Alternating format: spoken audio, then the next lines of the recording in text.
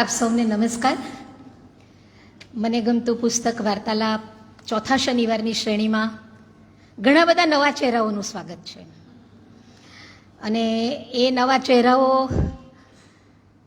કંઈક સાંભળવા આવ્યા છે પૃથુલભાઈને, એટલે એ બધાનું સ્વાગત છે.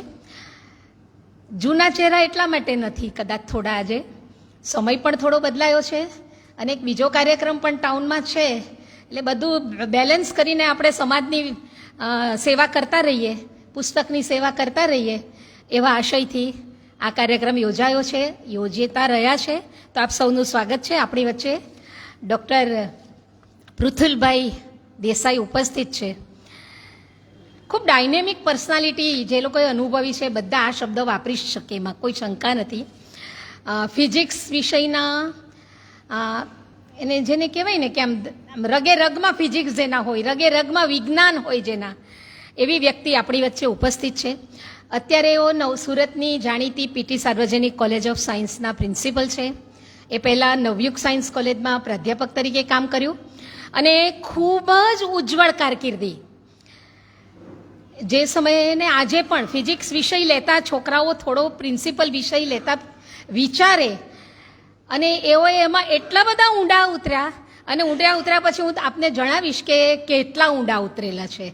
એટલા ઊંડા ઉતરેલી વ્યક્તિ આપણી વચ્ચે ઉપસ્થિત છે. ખૂબ સુંદર પુસ્તક લઈને એઓ આવ્યા છે.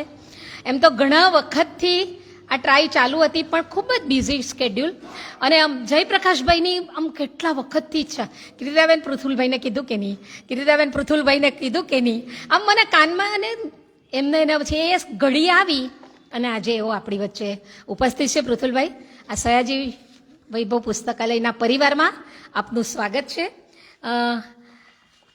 હવે હું એમ બોલું કે BSc first class first, university first, એ એકદમ સ્વાભાવિક છે, કારણ કે જે જગ્યાએ પહોંચેલા તેમાં આગલું બધું ફર્સ્ટ જ હશે, ત્યાં વગર પહોંચાય જ નહીં. એમએસસી યુનિવર્સિટી ફર્સ્ટ, પછી અમારી જે સ્લેટ એક્ઝામ આવે ને, સ્ટેટ લેવલ એલિજિબિલિટી ટેસ્ટ, એમાં એ તો ક્લિયર કરી, પણ he was the first person to clear SLET in the subject of physics in the Gujarat state.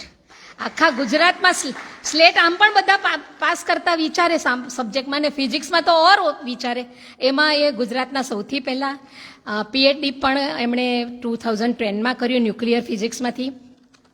ત્યાર પછી ઘણા research project, major research project યુજીસીના કર્યા, એમફિલ સ્ટુડન્ટ્સ એમણે ગાઈડ કર્યા છે, ઇન્ટરનેશનલ રિસર્ચ પબ્લિકેશન્સ પણ છે. એટલે પોતાના સબ્જેક્ટમાં જેટલું સંશોધન, જેટલા પેપર પબ્લિશ થાય એ બધું જ એમનું છે.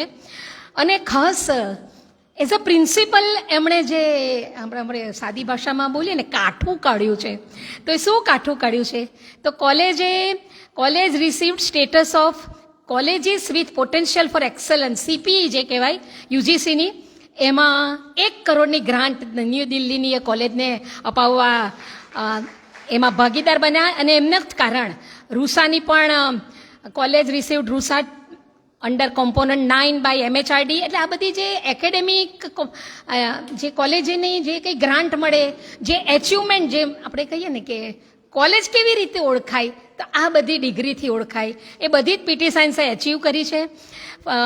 કોલેજે એમના કાર્યકાળ દરમિયાન 5 સ્ટાર રેટિંગ ઇન GSIRF, એ ગવર્મેન્ટનું ઇનિશિયેટિવ છે ગુજરાતનું, એમાં 3 સતત વર્ષ 2019-20, 2021, 21-22 આમાં 5 સ્ટાર રેટિંગ પીટી સાયન્સે મેળવ્યું છે. એમાં એમની કાબેલ પ્રિન્સિપલશીપ ચોક્કસ જ જવાબદાર છે. A+ ગ્રેડ પણ મળ્યો છે એને એકમાં 2022માં. અને ત્યાર પછી જે અગત્યની વાત કે એક ઓટોનોમસ કોલેજ એસ્ટાબ્લિશ કરવી હોય ને, તો બહુ બધી પ્રોસિજરમાંથી પસાર થવું પડે. એ જે એકેડેમિક્સમાં જેઓ જોડાયેલા છે એને ખબર પડે. તો college was confirmed with autonomous college status by UGC in 2023. એટલે એ ઓટોનોમસ કોલેજ એઓ લઈને આવ્યા છે. ઘણા બધા પોપ્યુલર લેક્ચર્સ આપ્યા છે. વાંચવાનો શોખ હોય, ક્લાસિકલ મ્યુઝિકનો શોખ હોય, વાંચવાનો શોખ હોય, એ તો સ્વાભાવિક છે, કારણ કે આ જગ્યાએ પહોંચે એ એક્સ્ટ્રા રીડિંગ ન કરે, એ તો અમારા મિત્રોને, ખાસ વિદ્યાર્થીઓ થોડા હાજર, એ તો કહેવું જ પડે. પણ સાયકલ એટલી ચલાવે ને, એ સાયકલિંગ ક્લબના મેમ્બર છે. મેં એમને સામાન્ય પૂછ્યું કે ક્યાં સુધી, હા મુંબઈ સુધી ગઈ લો એમ કે, હા, એટલે મુંબઈ સુધી સાયકલ ચલાવે છે. હમણાં કંઈ 15 દિવસ પહેલા સાપુતારા સુધી કંઈ સાયકલ પર જઈને આવ્યા, જ્યાં બાઇક પર કે ગાડીમાં જતા બી વિચારીએ એવા એકદમ ફિટ પ્રિન્સિપાલ, ડાયનેમિક પ્રિન્સિપલ આપણી વચ્ચે ઉપસ્થિત છે. પણ એક ગર્વ સાથે એ કહેવાનું કે 91માં કદાચ એઓ બીએસસી થયા હશે, થયા ને 91 ને 89માં હું લેક્ચર લેતી હતી પીટી સાયન્સમાં, અને ત્યાં 29 નંબરનો રૂમ છે ને તેમાં ઇંગ્લિશ મીડિયમના સ્ટુડન્ટ્સ આવે, એમાં સૌથી પહેલી એન્ટ્રી એમની જોઈએ. એટલે આમ એ જે રીતે દાખલ થતા ને તે રીતે આમ થાય કે આ એક વિદ્યાર્થી છે. પછી ખબર પડી કે તો આરવી દેસાઈ સાહેબનો સન છે ને આમ જે અમારે પર્સનલ કૌટુંબિક સંબંધો એમના ફાધર સાથે, એ બધું પછી પહેલાં એમની ઓળખાણ થયેલી એઝ અ સ્ટુડન્ટ કે આ કોઈ હોનહાર વિદ્યાર્થી છે, ટીચરને ખબર પડી જાય. અને મેં હમણાં જ મધવીબેન જેવુભાઈને કહ્યું કે કેમિસ્ટ્રીનો સેમિનાર હોય કે બાયોલોજીનો સેમિનાર હોય, એમાં એના સ્ટાફ મેમ્બરને એના લોકોને સવાલ જે ન થાય એ પુરુથુલભાઈને થાય. એટલે એ લોકો સવાલ પછી પૂછે, પણ સાહેબ કેમિસ્ટ્રીનામાં બી સેમિનારમાં પૃથુલભાઈના સવાલો પહેલાં આવે, કારણ કે સંપૂર્ણ વિજ્ઞાન દર્શન એમને કરતા આવડે છે. એવા એક અભ્યાસુ, બહુશ્રુત વાચક અને આપણા એકદમ તરો તાજા કહેવાય એવા પ્રિન્સિપલ આપણી વચ્ચે ઉપસ્થિત છે. આપ તમારું હેલ્થ ખૂબ સરસ રહે, આ તમને ગમતું તમે કરતા રહો એવી શુભેચ્છા સાથે હવે આઇન્સ્ટાઈન એમના એ અધિકૃત વ્યક્તિ છે એ પુસ્તક વિશે બોલવા, એમને આમંત્રું એ પહેલાં અમારી પ્રણાલિકા મુજબ મંત્રી મધવીબેનને વિનંતી કે આ પુસ્તકથી એમનું સ્વાગત કરો.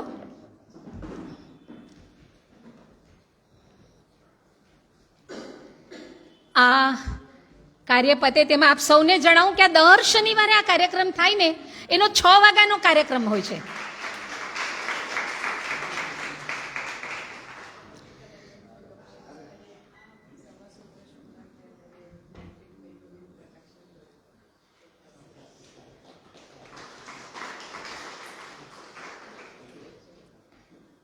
એટલે આજે આજ પૂરતો 5 વાગ્યાનો કાર્યક્રમ એટલે ટાઈમ રાખ્યો છે.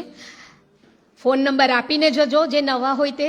દરેક પ્રોગ્રામનો માહિતી આપ સૌને મળતી રહેશે અને અહીંથી ખૂબ બધું આપ મેળવશો એની ખાતરી સાથે પૃથુલભાઈ આપને આમંત્રું છું, આવો.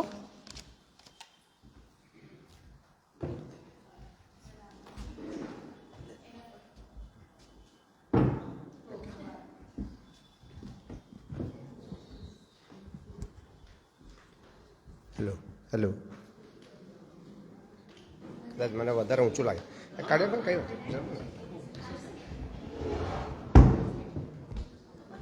હેલો હેલો,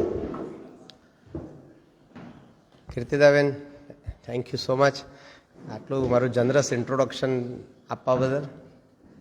અને જયપ્રકાશભાઈ, માધવીબેન અને સમગ્ર આ જે વૈભવી, ખરેખર જ વૈભવી લાઇબ્રેરી જેને કહેવાય ને, એ લાઇબ્રેરીમાં આટલા અવિરત આટલા સમયથી ચાલતો આવતો આવો સરસ મજાનો કાર્યક્રમ, અને એમાં આપે મને આમંત્રણ આપીને ખરેખર મને ગૌરવાન્વિત લાગે છે આજે કે આવી સરસ જગ્યાએ આપણે જઈને એક પુસ્તક વિશે, અને તે પણ પોતાનું ગમતું પુસ્તક વિશે વાત કરવાની. બીજું કે કીર્તિદાબેને કહ્યું કે ભાઈ કેમેસ્ટ્રીના લેક્ચરમાં એમ કે પૃથુલભાઈ હંમેશા ક્વેશ્ચન્સ પૂછતા, એનું રહસ્ય આજે કહી દઉં, હું ખાલી ક્વેશ્ચન્સ પૂછતો, જવાબ તો આવડતો નહોતો. એટલે આટલા 30 વર્ષના અનુભવ પછી મને એટલું ચોક્કસપણે ખબર છે ક્વેશ્ચન પૂછવું સહેલું છે, જવાબ આપવા એટલા જ અઘરા છે. એટલે જે સહેલો પાર્ટ હતો એ હું કરતો હતો, એના સિવાયનો પાછળ બધા. બીજું કે આજે જે મારે જે ટોક આપવાની છે કે જેના વિશે મારે બોલવાનું છે, એ મારો એકદમ મનગમતો વિષય છે. અને એક મિનિટ હું જરાક એને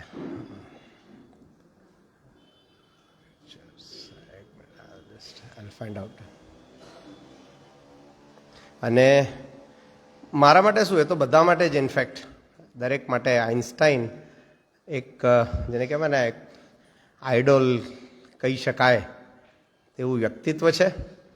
એટલે મારે જે આજે જે પુસ્તક વિશે વાત કરવાની છે એ પુસ્તક છે Einstein, his life and universe by Walter Isaacson. હવે હું બને ત્યાં સુધી ગુજરાતીમાં બોલીશ, પણ યુઝ્યુઅલી શું હોય કે ગુજરાતીમાં લખેલું પુસ્તક હોય અને ગુજરાતીમાં બોલવું મારી દ્રષ્ટિએ સહેલું છે. આ પુસ્તક આખું લખાયું છે ઇંગ્લિશમાં, અને હું એને ગુજરાતીમાં એના વિશે મારી જે કંઈ પણ સમજણ છે તે હું રજૂઆત કરીશ. એટલે થોડું ઘણું વચ્ચે વચ્ચે ઇંગ્લિશ આવશે, કારણ કે ઘણા બધા કોટ્સ છે એની અંદર, એટલે કોટેશન્સ થોડા ઇંગ્લિશ આવશે.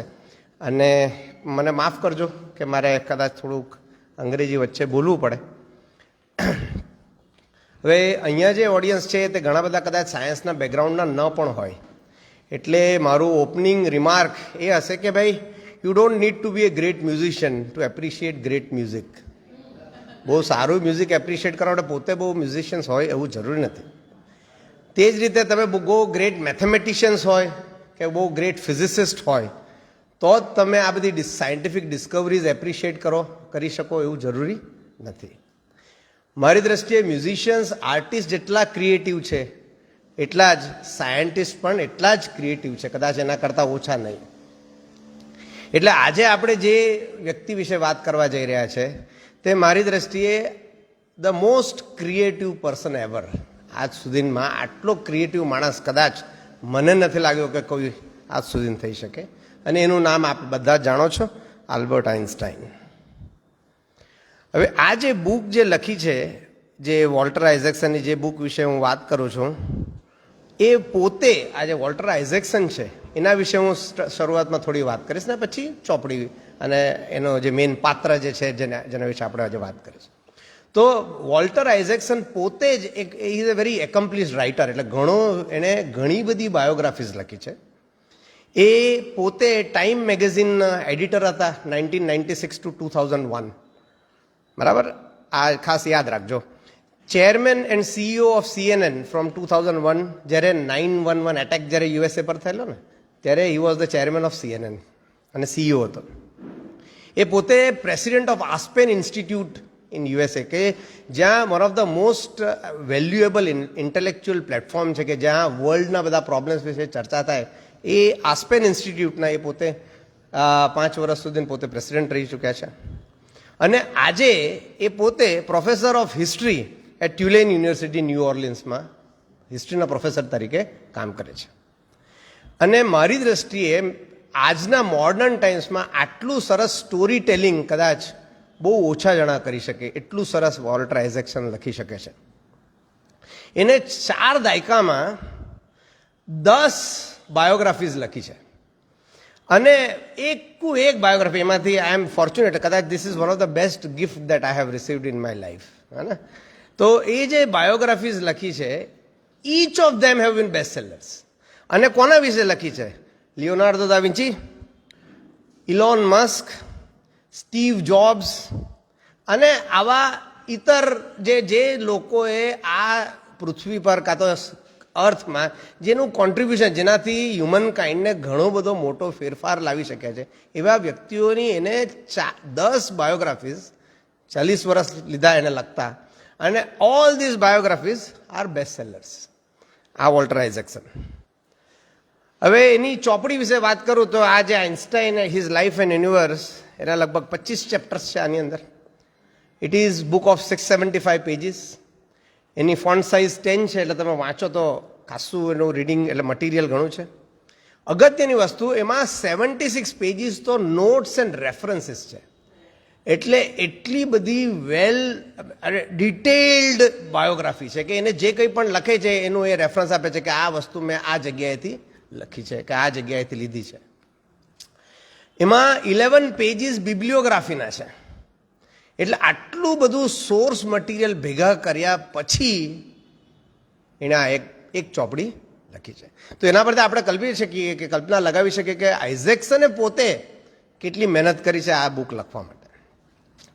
મારી દ્રષ્ટિએ it's a scholarly exploration of complexities of human Einstein's mind. આઇન્સ્ટાઇનનો માઇન્ડ છે ને, અને એ શું વિચારતો હતો ને કેવી રીતના એના એક્શન્સમાં પરિણામતું હતું, એ જે કોમ્પ્લેક્સિટીઝ છે એને બહુ સરસ રીતે દર્શાવી છે. એ પોતે મારી દ્રષ્ટિએ આઇઝેક્સન એક પરફેક્શનિસ્ટ છે રાઇટર તરીકે. કેમ? તો કે ભાઈ એનું પોતાનું ફિઝિક્સ બેકગ્રાઉન્ડ નથી, અને આ બુકની અંદર 7 ચેપ્ટર્સ ફિઝિક્સ, કારણ કે આઇન્સ્ટાઈનનું અલ્ટિમેટલી કોન્ટ્રીબ્યુશન તો ફિઝિક્સને રિલેટેડ છે, એટલે 7 ચેપ્ટર્સ એવા છે કે દે આર ડેડિકેટેડ અને ડિવોટેડ ટુ ફિઝિક્સ, બરાબર છે. તો એણે શું કર્યું, એણે જે કંઈ પણ લખ્યું તે એને એવું હતું કે કદાચ હું ફિઝિક્સની દ્રષ્ટિએ ખોટો હોઉં તો, એટલે એનું જે કંઈ પણ એ લખે છે એ ફિઝિક્સના, થિયોરિટિકલ ફિઝિક્સના આ દુનિયાના સૌથી ટોપમોસ્ટ સાયન્ટિસ્ટ હતા, જે ધોઝ ઇન્ક્લુડેડ નોબેલ પ્રાઇઝ જેને મળ્યું છે, એ લોકોને એને એનો ડ્રાફ્ટ મોકલો અને એ લોકો પાસે એ ડ્રાફ્ટ એણે કરેક્ટ કરાવ્યો. એટલે ઇવન આઈ ફીલ કે ફિઝિક્સના ટીચર્સ માટે પણ આમાં ઘણું ફિઝિક્સ જાણવા જેવું આ ચોપડીમાં મળી શકે છે, કે જે પોતે રાઇટર પોતે નોન ફિઝિસિસ્ટ છે, એટલે એટલી એને હી ઇઝ અ પરફેક્શન, એટલે એટલું એને ધ્યાન રાખ્યું છે. અને ઘણા બધા આઇન્સ્ટાઈન રિલેટેડ નાના નાના એનેક્ડોટ્સ, નાની નાના વસ્તુઓ, અને આઇન્સ્ટાઈન વિશે તો ઘણા બધા લોકો ઘણી બધી આવા એનેક્ડોટ્સ બહાર છે, સાચા છે ખોટા છે ઘણા બધા છે, બરાબર. તો તે એમાં એણે બધા જે એનેક્ડોટ્સ કોટ કર્યા છે એના રેફરન્સીસ એને પોતે આપ્યા છે. એટલે મારી દ્રષ્ટિએ ઇટ્સ એન એક્સલન્ટ બુક, એટલે બહુ સરસ લખાયેલી બુક છે. પણ એની સાથે એક રાઇડર છે કે કદાચ નોન ફિઝિક્સ બેકગ્રાઉન્ડવાળાને કદાચ થોડી અઘરી લાગે, બરાબર. એનો અર્થ એવો નથી કે મારે તમને ડરાવવાનો, પણ because there are 7 chapters pure physics ને એની બેઝિક આઈડિયાઝ છે, એટલે થોડુંક એ રીતે કદાચ you may find it a bit difficult, but anyway it's an excellent book. હવે તમે જુઓ તો કોના વિશે લખાઈ, તો કે ભાઈ આઇન્સ્ટાઈન વિશે. તો આઇન્સ્ટાઈન એટલે કોણ, તો કે અત્યાર સુધી આઇન્સ્ટાઈન વિશે લગભગ 2000 ચોપડીઓ લખાઈ છે. More than 2000 books have been written on Einstein alone. આઇન્સ્ટાઈને પોતે હજારોમાં લેટર્સ લખ્યા છે, અને ફોર્ચ્યુનેટલી એ બધા લેટર્સ આજ સુધી પ્રિઝર્વ થાય છે. એટલે આપણે એ લેટર્સમાં આપણે હજે પણ આપણને એક્સેસ છે, આપણને, એટલે મને ના હોય પણ ઘણા બધા લોકોને એક્સેસ છે. અને જ્યારે 2006માં આઇન્સ્ટાઈનની ડેથ એનિવર્સરીને 50 વર્ષ થયા, ત્યારે એના આ જે બધા લેટર્સ હતા ને તે એ લોકોએ ઓપન પબ્લિક માટે પણ મૂકી દીધા. અને એનો ફાયદો કોને થયો, આઇઝેક્સનને થયો. કારણ કે એની આગળની જે બાયોગ્રાફીઝ, જે નામાંકિત બાયોગ્રાફીઝ જેને કહેવાય, તેમાં એક એબ્રાહમ પેસને સટલ ઇઝ ધ લોર્ડ કે 1982માં લખાયેલી, આલ્બર્ટ ફોસલિંગની આલ્બર્ટ આઇન્સ્ટાઈન એ બાયોગ્રાફી 1997માં લખાયેલી. એટલે આ બધી જે ટોપ બાયોગ્રાફીઝ ઓન આઇન્સ્ટાઈન એ બધી લખાયેલી 2005 પહેલાં. એટલે કદાચ એ ઓથર્સને આનું જે મટીરિયલ છે એના લેટર્સને બધાનો એક્સેસ હતો નહીં. જ્યારે 2006 પછી લખાયેલી આ જે ચોપડી છે તેમાં રાઇટરને, ઓથરને ઓથેન્ટિકેટ લેટર્સ ઓફ આઇન્સ્ટાઈનનો એક્સેસ હતો. એટલે મારી દ્રષ્ટિએ આ એકદમ જ મોર કોમ્પ્રિહેન્સિવ અને જેને કહેવાય ને કે ટ્રુથફુલ બાયોગ્રાફી હું એને કહું છું. હવે આઇન્સ્ટાઈન એટલે તમે જુઓ તો એનો ફેસ લગભગ બધાને ખબર હોય, બરાબર. અને આપણે કોઈને જીનિયસ સાથે જો ધારો કે સરખાવવું હોય તો આપણે જીનિયસની જ અવેજીમાં આઇન્સ્ટાઈન બોલીએ, આઇન્સ્ટાઈન જેવો છે, બરાબર છે. મારી અર્થમાં આજકાલ સેલિબ્રિટીનો જમાનો છે, તો he is a celebrity physicist, બરાબર છે. પોતે ચાર્મિંગ હતો અને બરાબર, એને કેરિસ્મેટિક, પછી પોતે આઉટસ્પોકન, પોતાના વિચારો કહેતા જરાક પણ કોઈ દિવસ ડરતો નહીં, જે કહેવું હોય તે કહી દે એવો ટાઈમ. અને મારી દ્રષ્ટિએ એ નિયર માઇથોલોજીકલ ફિગર, ભગવાન જેને કહી શકાય ને સાયન્સની દ્રષ્ટિએ, કે ભાઈ ભગવાનનો એક અવતાર એવું આપણને લાગે, એવા પ્રકારનું આ વ્યક્તિત્વ. He was nominated for Nobel prize 66 times, બરાબર છે. એને મળ્યું એકવાર, પણ હી વોઝ નોમિનેટેડ 66 ટાઈમ્સ. એણે બીજા સાયન્ટિસ્ટને નોમિનેટ કર્યા એવા 9ને નોમિનેટ કર્યા. ટાઈમ મેગેઝિને એને 31 ડિસેમ્બર 1999 એટલે 20મી સદીનો પર્સન ઓફ ધ સેન્ચુરી આપ્યો બિરુદ, બરાબર. અને એ પર્સન ઓફ ધ સેન્ચુરી બિરુદ કોણે આપ્યું, ત્યારે ટાઈમ મેગેઝિનનો chief editor was Walter Isaacson. એટલે ત્યારથી જ વોલ્ટર આઇઝેક્સન એના વિશે ઘણું બધું વાંચવાનું એણે શરૂ કરી દીધું. હવે Kirtidaben, no one was awarded a PhD degree working with him. એની અંડર કોઈએ પીએચડી આજ સુધી કર્યું નથી. મારા બાયોડેટામાં પણ કોઈ નથી. તકલીફ એ છે કે હું આઇન્સ્ટાઈન નથી. ઓલ હિઝ મેજર પેપર્સ, એના જે રિસર્ચ પેપર્સ હતા, મોસ્ટલી સિંગલ ઓથર્ડ, એટલે એ પોતે જ લખે, એક જ માણસ, બધું વિચારે બી પોતે ને લખે પણ. અને કોઈક વાર એને કોલેબોરેશનમાં પણ કામ કર્યું છે. એની જે ડિસ્કવરી, એને જે વિચારો ને એને જે આઈડિયાઝ જે આપી એ સમય કરતાં એટલી આગળ હતી કે એના જે આઈડિયાઝની વેરિફિકેશન ઘણા વર્ષો પછી કર્યું. ફોર એક્ઝામ્પલ, એણે આપણે જોઈએ તો light travels in A straight line, સીધી લાઇનમાં લાઇટ એક જગ્યાએથી બીજી જગ્યાએ ટ્રાવેલ કરે. હવે એણે કહ્યું નો, લાઇટ બેન્ડ્સ. આપણે ફિઝિક્સમાં નથી જોયું, પણ એને એમ કહ્યું કે સીધી ને આમ પણ જઈ શકે. હવે આપણે કોઈ એવું જોયું છે કે ભાઈ લાઇટ આમ જાય? એ તો સીધું જ જાય, બરાબર છે. હવે આ જે બેન્ડિંગ એને પ્રેડિક્ટ કર્યું 1916માં, 1916, એનું વેરિફિકેશન થયું 1919માં. લેઝર, જેના વગર હવે આપણે ચાલતું નથી, દરેક વસ્તુમાં લેઝર છે, સર્જરી થાય છે, laser base surgery. He predicted once again in 1916, અને એને એટલે એકચ્યુઅલ રિયલાઇઝ કર્યું પ્રેક્ટિકલી 1953 ચાર્લ્સ ટાઉન્સે. બોઝ આઇન્સ્ટાઇન કન્ડેન્સેશન એને પ્રેડિક્ટ કર્યું 1926, અને it was experimentally verified in 1995. Gravitational waves 1915, verified in 2015, 100 વર્ષ પછી. એટલે એની જે બધી આઈડિયાઝ હતી તે એના સમય કરતાં ખૂબ જ he was ahead of time, કે જેને વેરિફિકેશન કરતાં આપણને 100 વર્ષ લાગ્યા. So he was so advanced in his thoughts. પોતે પોલિટિકલ પણ એટલા જ હતા. એટલે he use to give his opinion in favour, against, on world politics also, અને એ બધું આગળ આપણે વાત કરીશું. અને હી વોઝ અનઅફ્રેડ ઓફ કોન્ટ્રોવર્સીસ. આઇન્સ્ટાઈનની લાઈફમાં ઘણી બધી કોન્ટ્રોવર્સીસ એની સાથે, એ જ્યાં જાય છે એની સાથે રહી. અને એનું એક સેન્ટન્સ છે, અને પોતે એકદમ ફ્રી વિચારવાળો, એટલે ફ્રીડમ માટે લડે. અને બીજું એનો ખાસિયત એવું કે રિબેલિયસ, એને છે ને એમ ઓથોરિટી કોઈ કહે ને એ એને ન ગમે. He will always challenge authority, એ પ્રકારનો એનો નેચર. એટલે એણે એકવાર એવું કહ્યું કે without freedom, intellectual and individual, there would be no Shakespeare, no Godey, no Newton, no Faraday, no Pasteur, no Lister. Freedom was the foundation of creativity. એવું આ એનું એક ફેમસ સેન્ટન્સ છે કે માણસ ક્રિએટિવ ત્યારે જ થઈ શકે જ્યારે વિચારોને બધી રીતે મુક્તતા હોય તો જ એ કરી શકે. એટલે એના માટે એ હંમેશા ખાસ લડતા. અને બીજી એની એક્સેપ્શનલ ક્વોલિટી જે ઘણા બધા આપણા કોમન માણસોમાં જોવા નથી મળતી, કે એનું બેસ્ટ, એટલે મેક્સિમમ જે મોસ્ટ પ્રોડક્ટિવ રિસર્ચ આઉટપુટ એને ત્યારે આપ્યું કે જ્યારે કાં તો વોર હતી, એના પર્સનલ લાઈફમાં ઉતાર ચઢાવ, એના વાઈફ સાથે એને બને નહીં, આ બધી ઘટનાઓની વચ્ચે હી gave he is most productive idea, scientific contribution maximum ત્યારે. જ્યારે આપણે શું થાય છે કે આજુબાજુની ઘટનાઓ આપણી બાજુ જ્યારે ઘટે અને કે આપણને કંઈ ડિસ્ટર્બ કરી નાખે તો આપણું બધું ધ્યાન એના તરફ. તો he was not like that. He could isolate himself from his surroundings. ઘટના થાય ગમે તે થતું હોય, એ જ્યારે વિચાર કરવા બેસે તો એને પછી બાકીનું કોઈ અસર એના પર થતી નહીં હતી. So that is something which is unique in Einstein. હવે તમે જુઓ, મેં કહ્યું કે સેલિબ્રિટી ફિઝિસિસ્ટ કે કેમ, તો કે ભાઈ ઘણી બધી મૂવીઝમાં આઇન્સ્ટાઈન બતાવે. હવે આઇન્સ્ટાઈન નહીં બતાવે તો આઇન્સ્ટાઈન જેવો બતાવે, પેલો વાળ એમ તેમ. સાયન્ટિસ્ટ તમે જુઓ તો ફોર એક્ઝામ્પલ તમે ઘણા જોયું હશે કે back to the future movies, ઇંગ્લિશની બેક ટુ ધ ફ્યુચર, એમાં જે ડૉક્ટર બતાવે છે તેનું પણ પોર્ટ્રેલ આઇન્સ્ટાઈન જેવું હોય. આપણે વીરુ વાયરસ, સહસ્ત્રબુદ્ધે, તો ઘણી બધી મૂવીઝમાં તમે જુઓ તો એક્ઝેક્ટ આઇન્સ્ટાઈન જેવો ન, પણ એના વાળ એક બહુ ફેમસ, એમ બધા સાયન્ટિસ્ટને એ રીતે બતાવવા. આઇન્સ્ટાઈન મેનિયા ઇવન આજે પણ છે.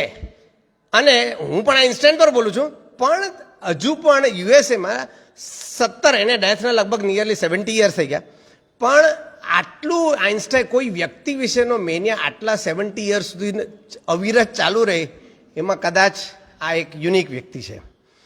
મોસ્ટ કન્ઝર્વેટિવ આઉટપુટ, એટલે કન્ઝર્વેટિવ એસ્ટિમેટ કરીએ તો આઇન્સ્ટાઇન્સ મેમોરેબિલિયા, એટલે એના રિલેટેડ બધા આર્ટિકલ્સ, લેટર્સ, એના પેન, એની બધી જે કંઈ વસ્તુઓ છે, એનું આજે હિબ્રુ યુનિવર્સિટી એમાંથી $250 million કમાય છે. એટલો એ હજુ પણ એનો આઇન્સ્ટાઈન મેનિયા ચાલુ છે. એને જર્મન લિટરેચર પણ પર્ટિક્યુલરલી જર્મન એને ખૂબ જ ગમતું. અને એઝ ફાર એઝ સંગીતની મ્યુઝિક તો એને હી લવડ પ્લેઇંગ વાયોલિન, એને ખૂબ વાયોલિન એનો એક પ્રિય. અને કમ્પોઝર્સમાં મોઝાર્ટ, બાક ને આ બધા એના ફેવરિટ કમ્પોઝર્સ હતા. બીજું એના શોખ હતો સેલિંગનો, એટલે દરિયામાં અને બોટમાં જવું, એ એનો શોખ. અને એની ફિયરલેસ વૃત્તિ ત્યાં પણ દેખાય છે, કારણ કે એને સ્વિમિંગ આવડતું નહીં હતું, કોઈ દિવસ લાઈફ જેકેટ કેરી કરે નહીં, પણ છતાં દરિયામાં બોટમાં જાય અને પોતે જ સેલિંગમાં જાય, એટલે પોતે સેલ પણ કરે. એટલે આ પ્રકારનું વ્યક્તિત્વ અને એના વિશે ચોપડી લખવી કે જેના પર ઓલરેડી આટલી બધી બુક્સ લખાઈ ગઈ હોય, તો દેટ રિક્વાયર્સ રિયલ કરેજ. એટલે મારી દ્રષ્ટિએ આ આઇઝેક્સન છે ને એક કરેજફુલ ઓથર પણ છે. હવે આઇન્સ્ટાઈનનો ચાઇલ્ડહુડ પર આવીએ તો he was Born on 14 March 1879 અને એના ફાધર હર્મન આઇન્સ્ટાઈન ને એના મધરનું નામ છે પાઉલિન કોક. અને 2 વાર એના ફાધરનો ફેઇલ્ડ બિઝનેસ થાય છે અને એના જન્મના 2 વર્ષ પછી એની સિસ્ટર માયા ઇઝ બોર્ન. અને ખાસ પેરેન્ટ્સ અને આમાંથી ઘણા બધા ટીચર્સ જ છે એટલે એ લોકો જાણતા જ હોય, પણ Einstein was not Einstein when he was a kid. એ જ્યારે નાનો હતો ત્યારે આઇન્સ્ટાઈન ન હતો. એટલે આપણે બધા આજે જોઈએ તો દરેક પેરેન્ટ્સને મારો છોકરો જીનિયસ થવો જોઈએ એવા પ્રકારની આપણે નાનપણથી જ છોકરા પર બહુ પ્રેશર નાખીએ. તો આ આઇન્સ્ટાઈનની આ બાયોગ્રાફી પરથી હું ચોક્કસ કહીશ કે Einstein was not Einstein when he was a kid. એટલે આ આપણા બધા માટે બોધપાઠ છે. He was slow in learning how to talk. એને બોલવાનું શરૂ કર્યું લગભગ 6 વર્ષ પછી. એટલે જન્મના 6 વર્ષ સુધી એનાથી બોલાતું જ નહોતું. એટલે એના મા બાપ એને ડૉક્ટર પાસે લઈ ગયા કે ભાઈ આમાં આ છોકરામાં કંઈ તકલીફ છે, એ તો બોલી જ શકતો નથી. એટલે 6 વર્ષ લાગ્યા. એટલે એના ઘરમાં એની જે મેડ હતી તેને એનું નામ આપેલું ધ ડોપી વન. એટલે એમ પડી રહે, સુસ્ત, આળસુ, બોલે નહીં, એવા પ્રકારનું એનું વ્યક્તિત્વ એના ઘરમાં. એને એની મમ્મીએ શરૂઆતમાં થોડાક મ્યુઝિકના લેસન્સ આપ્યા, જેના પરથી એને આ વાયોલિન માટેનો ખાસ એનો રસ જાગ્યો. પછી એને જર્મનીના સારા એક જિમ્નેશિયમમાં મૂક્યો. તો મેં કહ્યું તેમ એનું નેચર રિબેલિયસ, કોઈ પણ ઓથોરિટી કંઈ કહે એટલે એને બહુ ગમે નહીં. એટલે એણે રેજિમેન્ટલ આ જિમ્નેશિયમ એટલે ફિક્સ કે આટલા વાગે આવવાનું, આટલું કરવાનું, તમારે કમ્પલસરી લેટિન લેંગ્વેજ પણ ભણવાની અને બીજી ફ્રેન્ચ લેંગ્વેજ પણ ભણવાની. તો આવી ઇતર લેંગ્વેજ ભણવાનું કમ્પલ્સન નાખવામાં. એટલે એને બાકી મેથ્સ ને બધું તો બરાબર છે, એને ગમતું, પણ આવું આ લેટિન ને આવું ભણવાનું કહે તો એને ગમે નહીં. એટલે એ છે ને ક્લાસમાં જાય નહીં, ટીચર પૂછે તો જવાબ આપે નહીં ને પોતાની મસ્તીમાં રહે. એટલે એના ગ્રીક ટીચર એમ કહ્યું, you will never amount to anything. બરાબર, આઇન્સ્ટાઈન તો ફેમસ થયા પણ એ ટીચર પણ ફેમસ થઈ ગયા. બરાબર છે. I do think that slow learning ability combined with rebelliousness that made him creative and imaginative. બરાબર છે, કારણ કે એ ધીમે ધીમે વિચારે એટલે શું થાય, ધીમે ધીમે કંઈ પણ એનું સ્લો થિંકિંગ. પણ સ્લો થિંકિંગમાં શું થયું, એક જ પ્રોબ્લેમ માટે ઘણો બધો લાંબો સમય એ વિચાર્યા કરે. સો એનું ઇમેજિનેશન શરૂઆતથી જ ડેવલપ થતું ગયું. જેને આપણે કહીએ છીએ કે છોકરો જલ્દી બોલતો નથી, જલ્દી આમ કંઈ કરતો નથી, બહુ આમ ફાસ્ટ કરે તો સ્માર્ટ સ્ટુડન્ટ, સ્માર્ટ છોકરો છે, એનાથી એ તદ્દન ઊંધું. એ એક પ્રોબ્લેમ લે તો ધીમું કરે પણ પુષ્કળ એના પર એ વિચાર કરે. અને એ હંમેશા હી યુઝ ટુ થિંક, બહુ વિચાર કરે કે કોઈ પણ વસ્તુ આવું કેમ હોઈ શકે, કેવી રીતના હોઈ શકે, એવું પોતાના માઇન્ડમાં એ ક્વેશ્ચન્સ એનો ઉદ્ભવે અને એના જવાબ શોધવાનો એ પ્રયત્ન કરે. એટલે આ બાકીના બધાના ઘરને એમ લાગે કે આ કંઈ બોલતો નથી, આ કંઈ કરતો નથી ને આ કંઈ બરાબર છે નહીં. તો જે વસ્તુઓ આપણને સામાન્ય લાગે એના વિશે એને કુતૂહલ ઇનફેક્ટ વધારે લાગે. એનું એક એક્ઝામ્પલ આઇઝેક્સન આપ્યું છે કે 5 વર્ષનો જ્યારે હતો ત્યારે એના પપ્પાએ એને એક મેગ્નેટિક કંપાસ નીડલ આપી. હવે કંપાસ નીડલ આપણને ખબર છે કે નોર્થ ડિરેક્શન બતાવે. તમે ગમે તે પોઝિશનમાં મૂકો તો કંપાસ નીડલ નોર્થ ડિરેક્શનમાં થાય. મેં પણ જોઈ, કમલેશભાઈએ બી જોઈ, અમારા બધા સ્ટુડન્ટ્સે બી જોઈ ને ઘણા બધા જોઈએ જ છે. આપણે શું કરીએ છીએ, કંપાસ નીડલ જો હા નોર્થ બતાવે છે કે જો અમે મૂકી દીધું. એને એમ થયું કે આ નીડલ જે છે તે નોર્થ ડિરેક્શનમાં જ કેમ થાય છે, એના પર કોઈ બળ લાગતું નથી, એને એ કોઈના સંપર્કમાં નથી, તો આવું કેમ, કે there must be some mysterious forces. એને એમ થયું કે આ કંઈક કુદરતમાં કંઈક નવા પ્રકારના કોઈ બળો છે કે કંઈક છે જે આ નીડલને ફોર્સ કરે છે કે એક જ દિશામાં રહે. એટલે 5 વર્ષથી આવા પ્રકારના ઇમેજિનેશન પોતાના માઇન્ડમાં કે આવું કેમ થાય છે, કેવી રીતે કંઈક. એટલે એને એના લાઈફનો આ ગોલ બની ગયો, to find out, to search for unknown forces in the universe. આ બ્રહ્માંડમાં આવા પ્રકારના કયા બળો છે, કેવા છે, શું છે, એ પ્રકારની એને શોધખોળ કરવાની એની વૃત્તિ એને શરૂઆતમાં નાનપણમાં છે. અને એને એક આઇઝેક્સન કોટ કરે છે, આઇન્સ્ટાઈને એકવાર આ લેટર સ્ટેજમાં કહ્યું કે I can steel remember or at least I believe I remember that his experience made a deep and lasting impression on me. Something deeply hidden had to be behind things. એટલે આ જે મને જે દેખાય છે એ તો મને દેખાય છે, પણ એની પાછળ કુદરતનો કોઈક જબરજસ્ત કરામત છે એવું એને દરેક વસ્તુમાં લાગવા માંડ્યું. અને મેં તમને કહ્યું તો દરેક વસ્તુને ક્વેશ્ચન કરે એટલે આવું કેમ છે, આ કેમ નથી, આ કેવી રીતે આપણે આને એક્સપ્લેન કરી શકીએ, એવા પ્રકારનો એનો ને છે. હવે તે ટાઈમમાં જર્મનીમાં 16 વર્ષનો છોકરો થાય એટલે 17મા વર્ષે એને કમ્પલસરીલી મિલિટરીમાં જોઈન કરવાનું. એટલે ત્યાં એનો પાછો રિબેલિયસ નેચર કરે કે હું નહીં કરું તો શું કરું, તો એ સ્કૂલમાંથી ભાગી જાય છે.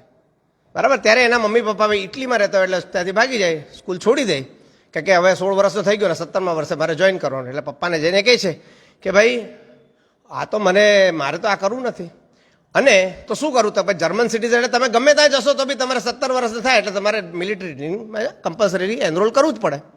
એટલે એમ કે હું જર્મન સિટીઝનશીપ છોડી દઈશ. એટલે એના ફાધરે એમ કહ્યું કે ભાઈ તું શું કરતા, ના એમ કે હું આ નહીં કરું. ફોર્ચ્યુનેટલી એના ફાધર એગ્રી થઈ જાય છે, એટલે એને he gives up his German citizenship અને નેક્સ્ટ 5 વર્ષ માટે એ પોતે સિટીઝન એટલે કોઈ પણ કન્ટ્રીનો સિટીઝન રહેતો નથી. એટલે પછી આ થયું એટલે એને પછી પોલિટેકનિકમાં જવાનો વિચાર કર્યો, કારણ કે એમ કે હવે આગળ ભણવાનું છે મારે. બરાબર, એટલે એને જર્મનીમાં એટલે ઝ્યુરિક પોલિટેકનિકમાં એપ્લાય કરે, જેમાં મેથ્સના કોર્સીસમાં એ સારું કરે. જનરલી આપણે એવું કહેવાય છે કે આઇન્સ્ટાઈન એમ કે મેથ્સમાં he was very poor. Actually એવું નથી. Throughout his life he was very good in maths. બરાબર, એટલે પહેલા એટેમ્પ્ટમાં એને તો પેલું ગોખવાનું કે લોજિકલ બધું થિંકિંગ વાળું કરવાનું, અને આપણી જે પરીક્ષા પદ્ધતિ હોય એને કદાચ યોગ્ય ન લાગે એટલે એને તો પહેલી વાર ફેલ થાય છે, બીજી વાર પાછી આપે છે અને પાસ થઈ જાય છે. એટલે 1896માં એ ઝ્યુરિક પોલિટેકનિકમાં એનરોલ થાય છે. હવે જ્યારે પોલિટેકનિકમાં પહોંચે છે તે આ પેલો શરમાળ ને એવો બાળક હવે જ્યારે પોતે આવી રીતે પોલિટેકનિકમાં ભણવા જાય છે ત્યાં એના ઘણા નવા ફ્રેન્ડ્સ બને છે, અને ફ્રેન્ડ્સ સાથે વાયોલિન વગાડે અને બધા ઓપેરા હાઉસીસ ને એમાં જાય ને, એટલે એનું થોડું ધીમે ધીમે વ્યક્તિત્વ જે પેલું એકદમ શાય ને એવું હતું ને એ ધીમે ધીમે એમાંથી બહાર આવવાનું શરૂ થાય છે. ત્યાં એને એનો આખા lifetime one of his best friends Marcel ગ્રોસમેનનો એનો એ મળે છે ઝ્યુરિક પોલિટેકનિકમાં. આ ગ્રોસમેન યાદ રાખજો કારણ કે આગળ જતા આવશે. અને ગ્રોસમેન એ આઇન્સ્ટાઈન કરતાં he was a better mathematician. Einstein કરતાં પણ એનું મેથ સારું, એટલે એને આઇન્સ્ટાઈન એની સાથે મિત્રતા થાય છે. ગ્રોસમેને એની ટેલેન્ટ જોઈને એના પપ્પાને એમ કહે છે this Einstein will one day become a great man. એટલે એને એની પોટેન્શિયલ ગ્રોસમેનને ખબર પડી જાય કે આ કંઈક સ્પેશિયલ છે.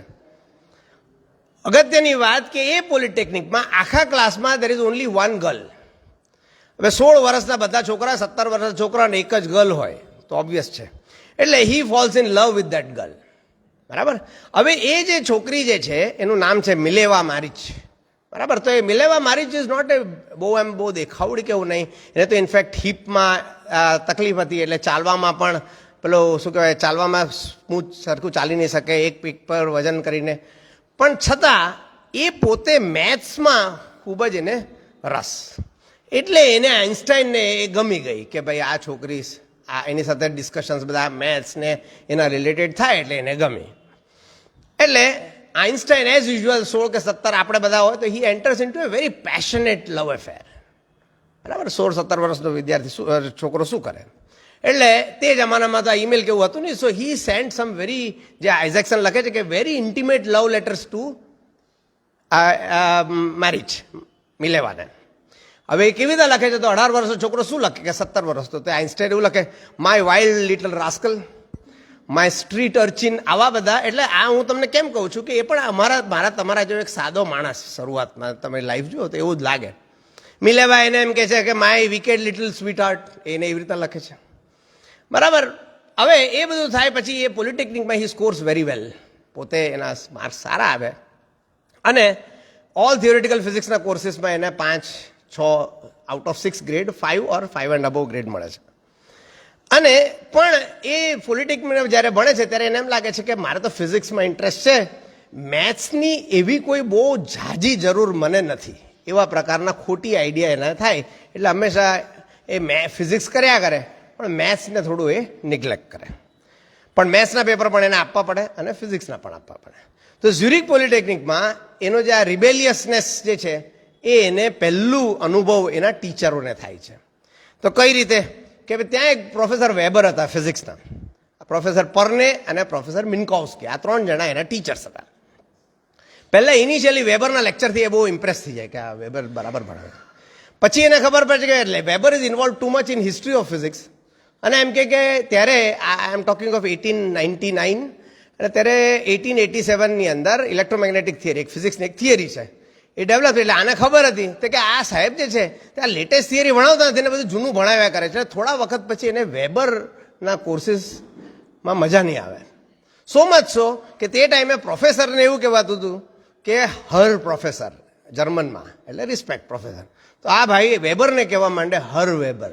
એટલે તે ટાઈમે બધા ક્લાસમાં આવી રીતે વાત કરે એટલે વેબરને ખબર પડી કે આ આઇન્સ્ટાઈન જે છે ને તે મને હર પ્રોફેસરની જગ્યાએ હર વેબર કહે છે, તો એ દાળમાં રાખે છે. એટલે ધ સ્ટોરી કમ્સ લેટર, એનો શું થાય છે.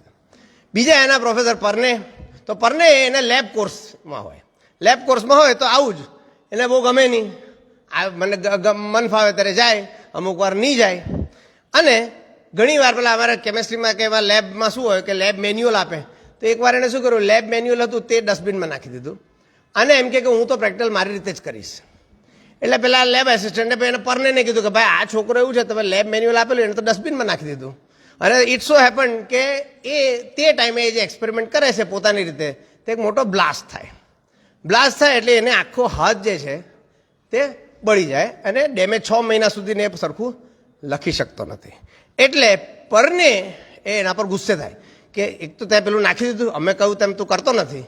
એટલે પરને એને આઉટ ઓફ 6 1 ગ્રેડ આપે. So Pernet becomes famous because he failed Einstein. પછી ત્રીજા પ્રોફેસર, પ્રોફેસર મિન્કોવ્સ્કી. હવે એ મેથ્સના પ્રોફેસર. હવે એ મિન્કોવ્સ્કી મેથ્સ અને ફિઝિક્સને કનેક્ટ કરે એટલે આઇન્સ્ટાઈને એમ મજા આવે. પણ અમુક જે રીતે કરાવવું જોઈએ એવું આને લાગે કે આ સાહેબ આવું રીતે કરાવતા નથી, એટલે ઘણીવાર ક્લાસમાં જાય, ઘણીવાર નહીં જાય. એટલે મિન્કોવ્સ્કીએ એને નામ પાડ્યું લેઝી ડોગ. કે આ એમ કે અડધો ટાઈમ આવતો નથી ને આળસ કરે ને ક્વેશ્ચન પૂછે તો જવાબ આપે નહીં ને એમ. એટલે આ ભાઈ શું કરે, એણે ગ્રોસમેનને કીધું, સો એ ફ્રેન્ડશિપ ક્યાં આવે છે, ગ્રોસમેનને કીધું કે ભાઈ જો તું you are good in maths, આ મિન્કોવ્સ્કી સાહેબના છે ને તારે લેક્ચર્સ એટેન્ડ કરવાના અને આખી લેક્ચર નોટ તારે લખવાની અને એ નોટ તારે મને આપી દેવાની, બરાબર. અને એ નોટ વાંચીને હી પ્રિપેર્ડ ફોર એક્ઝામ્સ. અને એની ઓનેસ્ટી તમે જુઓ કે જ્યારે ગ્રોસમેનના વાઇફ, પછી તો ફ્યુચરમાં ગ્રોસમેન પણ લગ્ન કરે છે, એના વાઇફને લખે છે, when it came to prepare four exams he would always land me those notebooks. કોણ? Grossman. And they were my saviors. What I would have done without these books, I would rather not speculate on. એટલે ગ્રોસમેનની વાઇફને કહે છે કે ભાઈ આજે હું જે કંઈ છું એ તારા હસબન્ડની જે પેલી નોટ્સ મને આપેલી ને એટલે હું આ પાસ થયો મેથ્સમાં, ને તો હું એ પણ નહીં થતે. જોવાની વસ્તુ એ છે, જેણે એને લેઝી ડોગ કહ્યો એ જ મિન્કોવ્સ્કીએ એની સ્પેશિયલ થિયરી ઓફ રિલેટિવિટી માટે જ્યોમેટ્રિકલ ઇન્ટરપ્રિટેશન આપ્યું. એટલે જે ટીચર એને કહે છે કે એની then one of the greatest theories, નવી થિયરી આપવાળો આઇન્સ્ટાઈન, એની થિયરી વિશે આણે મિન્કોવ્સ્કી પછી કંઈક કામ કરે છે. હવે આ બધું થઈ ગયું, એને એમ લાગ્યું કે આ બધા લેક્ચરર્સ છે ને બધું જૂનું જૂનું ભણાવે, મારે તો નવું ભણવું છે. એટલે એને શું કર્યું, he started reading books on his own. પોતે જાતે વાંચતા થઈ ગયા. લેટેસ્ટ બધું ફિઝિક્સની જે થિયરીઝ છે તે વાંચે. એ વાંચે એટલે એને પોતાની આઈડિયાઝ મગજમાં પાછું ઇમેજિનેશન, આવું કેમ છે, આમ કેમ છે, એવું પોતે વાંચ્યા કરે, પોતે જ વિચાર્યા કરે ને કન્ટિન્યુઅસલી એવું કર્યા કરે. એટલે એને એ બધી બુક્સ વાંચવાથી એના પોતાના આઈડિયાઝ થોડા થોડા ક્રિસ્ટલાઇઝ થવા માંડ્યા. આમ વિચારે, તે વિચારે, એવું બધું કરવા માંડ્યું. એટલે જે એ ક્લાસમાં જે ન જતો હતો એનું એને કોમ્પેન્સેટ પોતે સેલ્ફ રીડિંગથી કર્યું. એટલે ગ્રેજ્યુએશનનો જ્યારે વાત આવ્યું ત્યારે પ્રોફેસર વેબરે એને 4.7 આઉટ ઓફ 6 ગ્રેડ આપ્યા, બરાબર. અને આખા ક્લાસમાં he was bottom of the class, બરાબર. કારણ કે એને વેબરને ગમેલું નહીં કે આ મને પ્રોફેસરની જગ્યાએ હર વેબર કહે છે, એટલે એને બરાબર. ગ્રોસમેનને 5.5 મળે છે out of 6. He was very good. અને only person who failed in the class was Mileva, બરાબર. યુઝ્યુઅલી શું થાય કે પ્રેમમાં પડે તો છોકરોને અસર થાય, આ ઊંધું છે. મિલેવા ફેલ્ડ, એટલે એક જ વ્યક્તિ ફેલ થાય છે. આઇન્સ્ટાઈન ગ્રેજ્યુએટ થાય અને એ એના પેરેન્ટ્સને જઈને કહે કે ભાઈ મારે મિલેવા સાથે લગ્ન કરવા છે, કે ભાઈ મને આ છોકરી ગમે છે. હવે એના પેરેન્ટ્સને આ ગમે નહીં કે ભાઈ તું કાં આ છોકરી સાથે લગ્ન કરો, એટલે એના ઘરમાં એનું નામ પડે છે ધ ડોલી એફેર.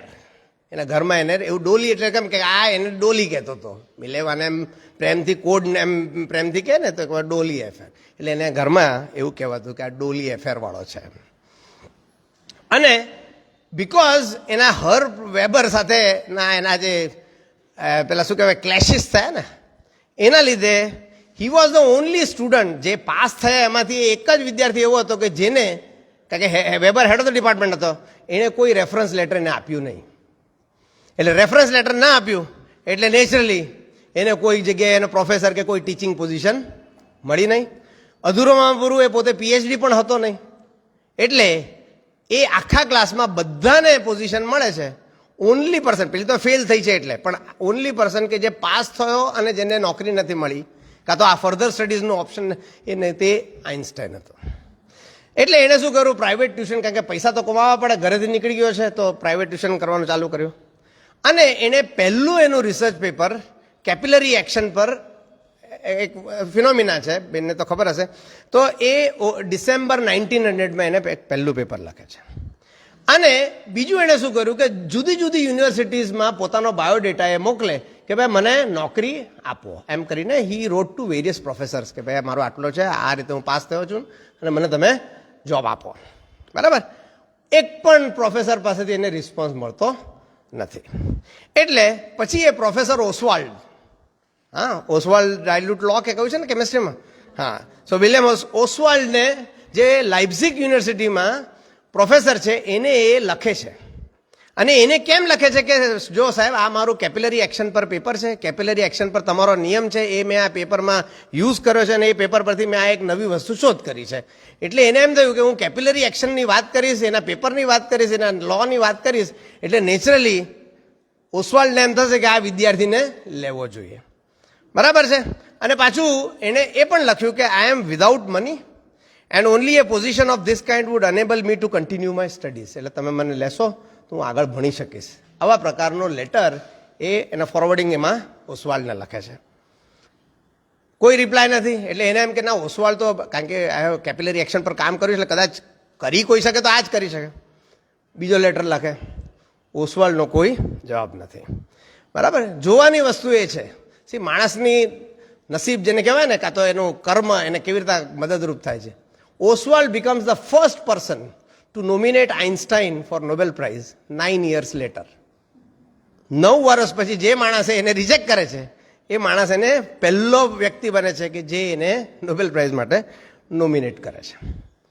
એટલે ઓસવાલ્ડ પાસેથી એને જોબ મળે નહીં. એટલે એ આઇન્સ્ટાઈન બીકમ્સ વેરી ફ્રસ્ટ્રેટેડ. એટલે ત્યારે એક યંગ માણસ ઇમેચ્યોર, એની ઇમેચ્યોરિટી છતી થાય છે. કેમ? તો એ એમ કહે છે કે આ મને આ કશે બી કોઈ યુનિવર્સિટીવાળા લેતા નથી. Weber is responsible.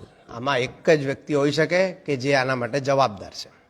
એટલે એ મિલેવાને લખે છે. See interesting, there is no point to write further to professors. હવે છે ને મારે કોઈ કહેવાનો અર્થ નથી. Because should things get far enough along, it is certain that they would all inquire with Weber and he would again give a poor reference. બધા લોકો ફાઇનલી તો મારું એપ્લિકેશન જાય એટલે પૂછશે વેબરને કે આ છોકરો કેવો છે, ને પેલો એમ કે નેગેટિવ બોલવાનો છે. હવે એમ કે કોઈને લખવાનો અર્થ નથી. તો ગ્રોસમેનને લખે છે, I could have found a job long ago. મને જોબ તો ક્યારનો મળી જશે. Had it not been for Weber's underhandedness. આ બધું મારી જે બીણા જે છે એના માટે જવાબદાર એક જ વ્યક્તિ છે, પ્રોફેસર વેબર. બરાબર. એટલે હવે એને એક સ્ટેપ નીચે જાય. પહેલાં યુનિવર્સિટીમાં એપ્લાય કરે, મળતું નથી. સો નાવ હી સ્ટાર્ટ્સ એપ્લાયિંગ એટ સ્કૂલ્સ. કે ચાલો ભાઈ ત્યાં નથી મળતું, સો લેટ મી નાવ એપ્લાય ફોર સ્કૂલ્સ. અને જે જિમ્નેશિયમ કે જેની સ્ટડી એને બહુ ગમતું નહીં હતું અને જેને રિબેલિયસ કે એમ નીકળી ગયો, છોડી દીધું, એમાં હવે એને એમ થયું કે ના, હવે મારે અહીંયા ટીચર બનવું પડશે.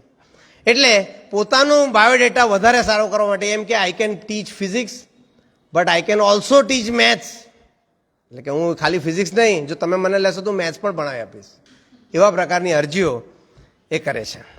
હવે એ જ્યારે એપ્લાય કરે છે ત્યારે જેટલા પણ એપ્લિકન્ટ્સ હોય તેમાંથી 3 શોર્ટલિસ્ટ થાય. એ શોર્ટલિસ્ટમાં એનું નામ હોતું નથી. So he is not even selected for teachers post in schools or gymnasium. બરાબર. એટલે હવે એને થયું કે સ્વિટ્ઝરલેન્ડમાં છે, ઝ્યુરિકમાં છે, તો હવે એમ કે તે ટાઈમે એવો નિયમ હતો કે ભાઈ કોઈએ પણ હવે ઝ્યુરિકમાં કે સ્વિટ્ઝરલેન્ડમાં નોકરી કરવી હોય તો તમે સિટીઝન હોવા જોઈએ.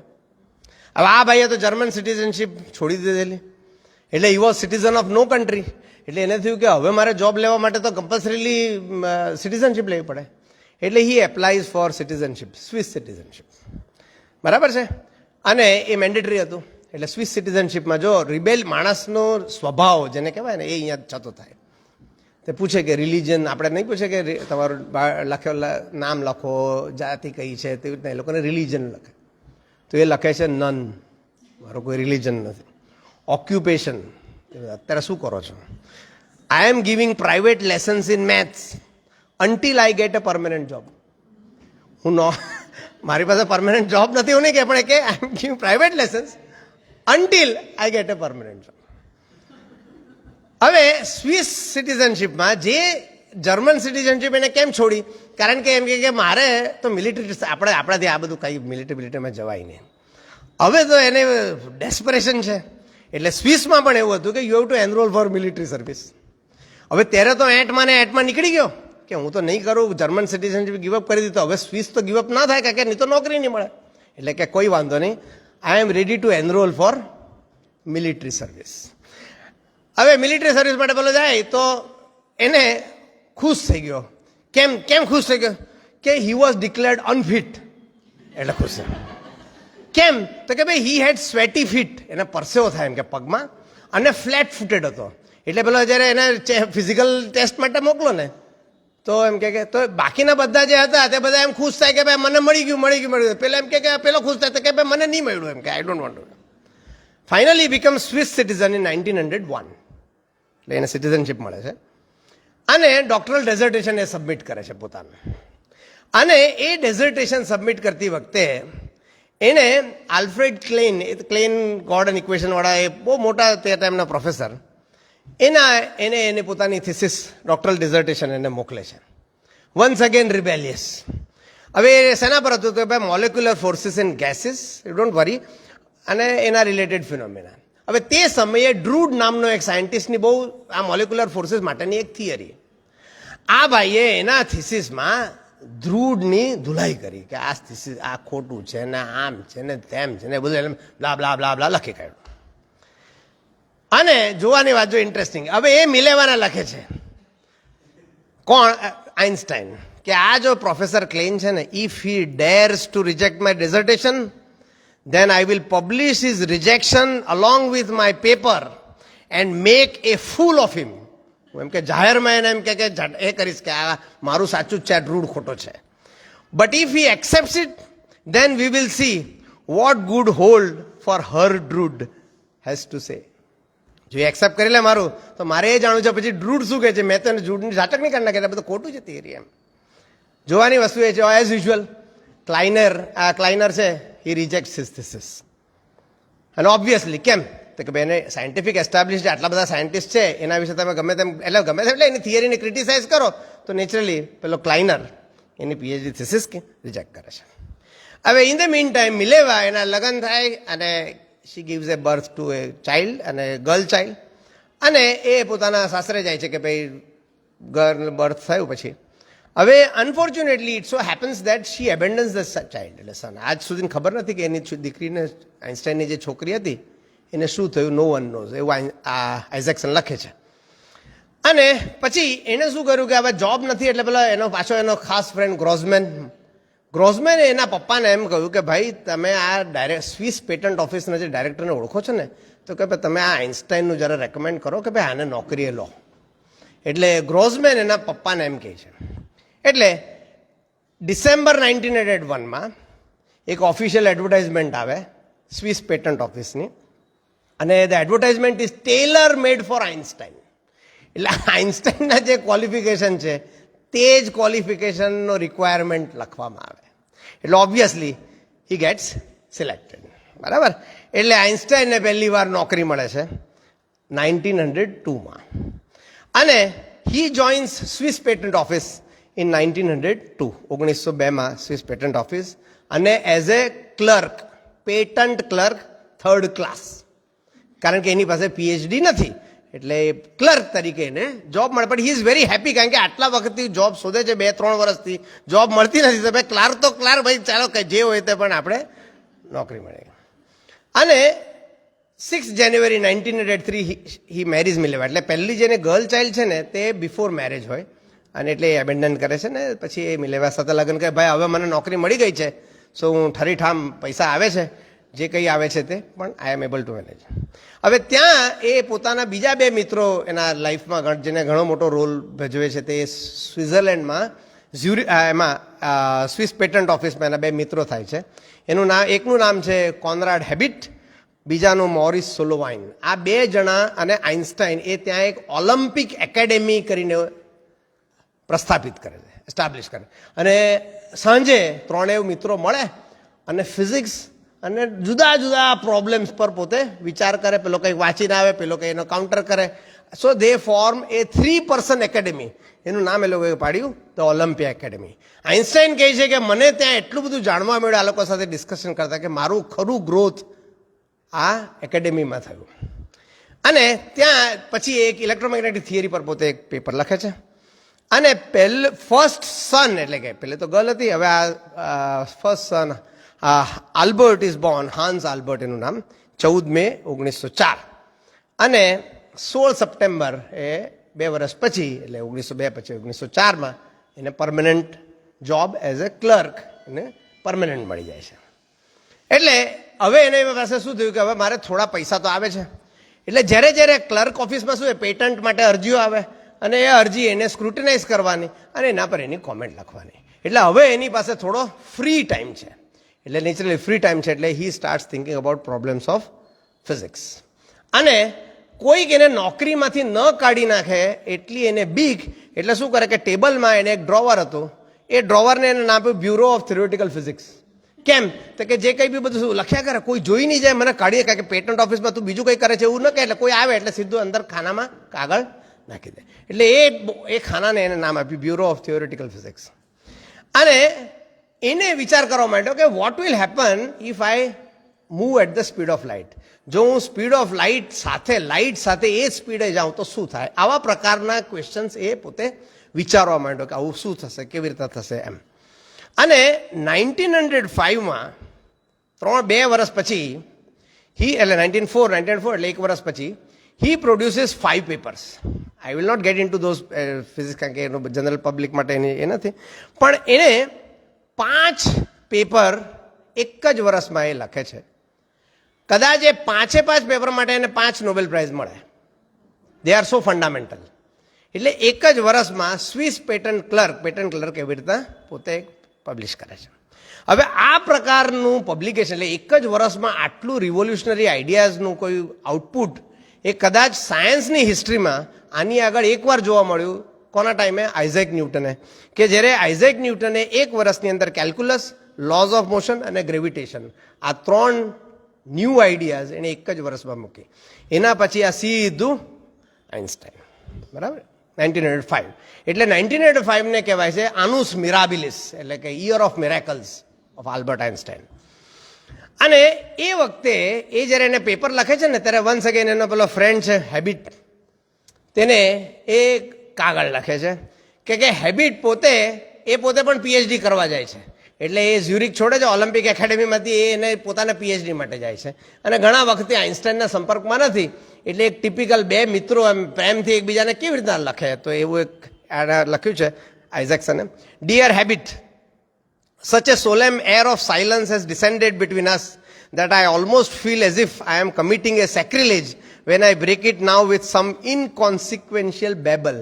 એટલે લવારા, એટલે ઇનડાયરેક્ટલી બહુ કોહેરન્ટ આઈડિયા નથી. એમ કે હું છે ને તને હવે આપણા વચ્ચે આટલા વખતથી કોઈ કોમ્યુનિકેશન નથી, તે હું બ્રેક કરું છું બાય એનો કંઈ બહુ મતલબ નથી એવું પ્રકારના તને હું જાણ કરું છું. So what are you up to? એક મિત્ર બીજા મિત્રને કેવી રીતે કહે, you frozen whale, you smoked dried canned piece of soul, why have you still not sent your dissertation? તું પીએચડી માટે ગયો, મને કેમ મોકલું નથી? Send me your dissertation, I promise to send you 4 papers in return. તું જો તારું ડિઝર્ટેશન મોકલે તો હું તને એની સામે મારા 4 પેપર મોકલીશ. અને એ જે 4 પેપર જે છે કે 5 પેપર છે એ સર્ટનલી કોઈ ઇનકોન્સિક્વન્શિયલ બેબલ નથી, પણ it changed physics forever. બરાબર છે? So I not get in two that, કારણ કે જનરલ ટાઈમ પણ એ છે. અને એમાંનું જે એક 4 પેપર પછીનું 5મું જે એક પેપર એ એડ કરે છે, that gives world's most famous equation, જે આપણા બધાને જ ખબર હોય, E = mc². એટલું ફેમસ છે કે ટી શર્ટ્સ પર લખાય છે, દરેક જગ્યાએ તમે કોઈને પણ પૂછો તો E = mc², બધાને જ ખબર છે. એક આ તમને આઈ ડોન્ટ નો, પણ અમેરિકન એક્ટ્રેસ છે કેમેરોન ડિયાઝ, એ વેરી ફેમસ હોલિવૂડની એક્ટ્રેસ છે. એને એક દિવસ કે ઇન્ટરવ્યૂમાં પેલા એને પૂછ્યું, ઇન્ટરવ્યૂ લેતો હતો તેણે પત્રકારે, કે ભાઈ what would you like to no in your life? તમે તો બધું એચીવ કર્યું છે, આટલું બધું, તો યુ આર ફેમસ, તમે યુ આર બિલિયોનેર ને બધું. તો એ છેલ્લે એવું કહે છે કે ભાઈ જો મને એમ તો બધું ખબર પડી કે મારી પાસે પૈસા છે, બધું છે, પણ I would like to know what is this E = mc². મને સમજાવો આ શું છે, એ મારે જાણવું છે. એટલે it's a world's most famous equation. Celebrities are also interested in knowing E = mc². આ જે 4 પેપરમાં એણે એક નવી આઈડિયા જે આપી, તે એમાં એણે કહ્યું કે ટાઈમ ઇઝ રિલેટિવ. જો આપણા બધા માટે ટાઈમ એવું લાગે કે આપણે વાત કરીએ કાલે સાંજે 5 વાગે મળીએ છીએ, એનો અર્થ શું કે મારા 24 કલાક અને તમારા 24 કલાક બંનેના સમય એ it flows at the same rate. બરાબર? Time flows at the same rate for everyone. ન્યૂટનના ટાઈમથી આપણે એવું વિચાર. આ એમ કહે છે ના, તમે જો મૂવ કરો, તમારી સાપેક્ષે સમયની ગતિ બદલાય. તો આ પ્રકારની આઈડિયા એણે આપી. એટલે ઇટ્સ એ વેરી શું કહેવાય, કાઉન્ટર ઇન્ટ્યુટિવ આઈડિયા. કારણ કે જે આપણે જે જોઈએ છે તે સમય તો બધાનો સેમ જ છે. તો આ કહે છે કે ના એવું નથી, હવે એવું નથી તો એવું દેખાતું નથી, તો કોણ માને? એટલે ઘણી બધી વાર એને છે ને આ રિલેટિવિટી પર ઘણા બધા લોકો એને પ્રશ્ન પૂછતા કે ભાઈ what do you mean by relativity or time is relative? તેનું એક સરસ એકવાર એક ન્યુયોર્કમાં એને કોઈએ પૂછ્યું, એનો જવાબ આપ્યો, An hour sitting with a pretty girl on a park bench passes like a minute. But a minute sitting on a hot stove seems like an hour. This is what is relativity. બરાબર? એટલે he was very time, flow of time relative છે એવું એને idea આપી. હવે એની પેલી PhD thesis બાકી હતી, પેલા એને રિજેક્ટ કરેલી. એટલે now he writes his PhD dissertation again. અને 1905માં એની PhD thesis he dedicates to his friend Marcel Grossmann, કે ડેડિકેટેડ ટુ માર્સેલ ગ્રોસમેન. એટલે હી વોઝ સો, કે હું જે કંઈ બી છું ને આ ગ્રોસમેનને લીધે છું, એટલે એને પીએચડી થીસીસમાં પણ એને એકનોલેજ કરે છે. અને હવે આઇન્સ્ટાઈને એમ થયું કે આઈ હેવ પ્રોડ્યુસ 5 પેપર્સ અને they are all path breaking. તો નેચરલી હવે તો મારા પર છે ને આ પ્રોફેસરશિપ માટે વર્ષા થશે, કે લોકો મને એમ બોલાવશે, અહીંયા અમારે ત્યાં આવો, અમારે ત્યાં આવો. જોવાની વાત એ છે કે for next 3 years there is total silence. અને સાયલન્સ કેમ? કારણ કે એની આઈડિયામાં કોઈને વિશ્વાસ જ નથી કે ટાઈમ ઇઝ રિલેટિવ. આવા બધા નવા ગતકડા કાઢે તો નેચરલી કોઈને માનવામાં જ ન આવે, કારણ કે એનું જ્યાં સુધી પ્રૂફ નહીં મળે ત્યાં સુધી કેવી રીતના કોઈ માને. એટલે એને તો એમ કે આ એક પેટન્ટ ક્લર્ક છે, હવે એને કંઈક કર્યું છે અને પીપલ નિગ્લેક્ટેડ હિઝ પેપર્સ ને એને કંઈક, એટલે એને તો પાછું એ તો એની સ્થિતિમાં કે જો આપણે તો એમ કે પેટન્ટ ક્લર્ક તરીકે જ આગળ કાઢવાનું છે. એટલે એના પબ્લિકેશન પછી પણ એને કંઈ બહુ એને જે લાગતું હતું એવી કોઈ જોબ એને મળતી નથી. હવે એને લીધે પછી 3 વર્ષ પછી, એટલે 1905ના 1908માં એને એક યુનિવર્સિટીમાં પ્રાઇવેઝોડન્ટ, એટલે પ્રાઇવેઝોડન્ટ એટલે શું કે ટીચર તરીકેની જોબ, પણ એ જોબમાં કેવું કે તમારી સેલરી સ્ટુડન્ટ આપે. એટલે જેટલા છોકરાઓ તમારે અંડર જોઈન થાય કે આ ટોપિક ભણવો છે તો એની salary will be paid by the student. એટલે એની પાસે કોઈ પરમાનન્ટ પોઝિશન નથી, પણ એને થાય કે એટલીસ્ટ હું આ પેટન્ટ ક્લર્કમાંથી એટલીસ્ટ યુનિવર્સિટીના કોરિડોર્સમાં હું આવી ગયો, એટલે એ તરત હી એક્સેપ્ટ્સ. અને એક જ વર્ષ, કારણ કે બાય દેટ ટાઈમ એના આ પેપર્સ ફેમસ થઈ જાય, લોકોને ખબર પડવા માંડે કે આ તો એટલે એક જ વર્ષમાં he becomes professor at university of Zurich. અને Mileva in the meantime, હવે મેં જે તમને કહ્યું તેમ કે જ્યારે એનો મોસ્ટ પ્રોડક્ટિવ આઉટપુટ હોય ત્યારે એના ઓલરેડી મેરિટલ જે પ્રોબ્લેમ્સ શરૂ થઈ ગયા હોય, એટલે મિલેવા સાથે એના ધીમે ધીમે ડિસ્પ્યુટ્સ વધવા માંડે છે અને એ બંને એકબીજાથી દૂર જવા માંડે. અને એને પછી પ્રમોશન મળે છે યુનિવર્સિટી ઓફ પ્રાગમાં, કે ત્યાં એને પૈસા વધારે મળે એટલે એ પ્રાગ જાય છે. પ્રાગ જાય છે તો પેલી મિલેવા કહે છે કે મને આ પ્રાગમાં ફાવતું નથી, એટલે બંને છોકરાને લઈને હું તો એમ કે પાછી ઝ્યુરિક ચાલીને, એટલે એ લોકોની વચ્ચે ધીમે ધીમે ડિસ્પ્યુટ્સ વધવા માંડે છે. એટલે પછી એ એપ્લાય કરે છે ETH, જ્યાં ઝ્યુરિકમાં જે ઓરિજિનલ જ્યાં એ ભણેલો ત્યાં એ એપ્લાય કરે છે કે ભાઈ મને આઈ વોન્ટ ટુ, ત્યાં એક પોઝિશન ઓપન થાય એટલે એપ્લાય કરે. એને એમ થાય કે ઝ્યુરિકમાં જો પાછો આવી જાઉં તો મિલેવા અને આ લોકોને જરા સારું લાગશે ને મારું ગાડું બરાબર ગબડશે, પણ એવું કંઈ થતું નથી. હવે ફરીથી માર્સેલ ગ્રોસમેન ઓલરેડી ETH એટલે ઝ્યુરિક પોલિટેકનિકમાં એ પોતે પ્રોફેસર છે, અને ગ્રોસમેનને એમ કહે છે, જેવો ત્યાં ઝ્યુરિક પહોંચે એટલે પહેલો ફોન ગ્રોસમેનને કરે. ગ્રોસમેનને કહે, Grossmann you have to help me or I will go crazy. કેમ? તો કે ભાઈ જ્યાં 1905 પછી એને સ્પેશિયલ થિયરી ઓફ રિલેટિવિટી આપી, પણ એને એક્સટેન્ડ કરવું પડે general theory of relativity. I will not get in two that, પણ એક થિયરી છે, એનું ડોમેન નાનું છે, જનરલ એક થિયરી જોઈએ. એ થિયરીનો વિચાર એને 1905થી કરવાનો શરૂ કરી દીધો. આ બાજુ મેરિટલ પ્રોબ્લેમ્સ છે, પણ 10 વર્ષ સુધી he continue to think about it. એટલે એના માટે જરૂરી મેથેમેટિક્સ, જો મેં તમને આગળ કહ્યું કે એને લાગતું મારે બહુ મેથ્સની જરૂર નથી, હું તો ફિઝિક્સ એટલે થોડું મેથ્સ આવડે તો ચાલે, પણ એને ખબર પડી કે નાવ આઈ રિક્વાયર ગુડ મેથેમેટિશિયન, કે મારી આજે થિયરી અને ઇક્વેશન્સ લખવા માટે. એટલે એ ગ્રોસમેનને કહે છે કે ભાઈ તું મને મદદ કર, મારે આટલા ધીસ આર માય આઈડિયાઝ, હવે એને મારે મેથેમેટિકલી થિયરીમાં કન્વર્ટ કરવાના છે. એટલે ગ્રોસમેન એને મદદ કરે છે અને કરવાની શરૂ થાય. એટલે 1914માં ફર્સ્ટ વર્લ્ડ વોર શરૂ થાય. એટલે 1914માં જેવું આ ગ્રોસમેન સાથે આ ETHમાં આવે એટલે પાછું the entire Europe is in turmoil, બધા લડાઈ થાય, બધું ભાવો વધી જાય. એટલે ઇઝ વન્સ અગેન એને ખાવાના પણ પાછા ફાફા પડવા માંડે છે. પછી 1917 મેં તમને કહ્યું તો 1915 સુધીને એને 10 વર્ષમાં ગ્રોસમેનની મદદથી 1915માં general theory of relativity complete કરી, બરાબર. અને એમાં એના પ્રેડિક્શન શું હતા? Light bends in gravitational field, clocks run slow, એટલે ટાઈમ ઇઝ રિલેટિવ, એટલે ગુરુત્વાકર્ષણ બળમાં પણ ટાઈમ પર અસર થાય એની એ વાત કરી. ગ્રેવિટેશનલ, એ બધી આઈડિયાઝ એણે આપી 1915, 10 વર્ષ પછી. ફરીથી આ આઈડિયાઝ તો 100 વર્ષ પછી ઘણી બધી આઈડિયાઝ તો પાછળથી એને એવિડન્સ મળ્યો, એટલે કોઈ જલ્દી માનવા તૈયાર મળે નહીં. એટલે એને શું કર્યું, ઇન ધ મીન ટાઈમ એના વાઇફ સાથેના એના પ્રોબ્લેમ્સ થયા ને, એટલે હવે એને કહ્યું, ડિસાઇડેડ કે ભાઈ હવે enough is enough, I want to divorce. હવે માણસનો confidence, what do you mean by confidence? જો તમે કોઈ ડેફિનેશન આપવી હોય તો મારી દ્રષ્ટિએ આ કોન્ફિડન્સની ડેફિનેશન અપાય. એણે એની પત્નીને એમ કહ્યું, મિલેવા, જો તું મને ડાયવોર્સ આપે તો હું તને નોબેલ પ્રાઇઝમાં જેટલા મને પૈસા મળે છે એ હું તને આપી દઈશ. સો હી વોઝ સો કોન્ફિડન્ટ કે મને નોબેલ પ્રાઇઝ મળવાનું જ છે, ગમે તે હિસાબે તું મને હા પાડ, હું તને નોબેલ પ્રાઇઝના પૈસા આપી દઈશ. આજે નહીં તો જ્યારે મળે ત્યારે મારે તને પૈસા આપી દેવાના. સો દેટ ઇઝ કોન્ફિડન્સ, કે નોબેલ પ્રાઇઝ માટે પણ એને હી વોઝ સો કોન્ફિડન્સ. અને એણે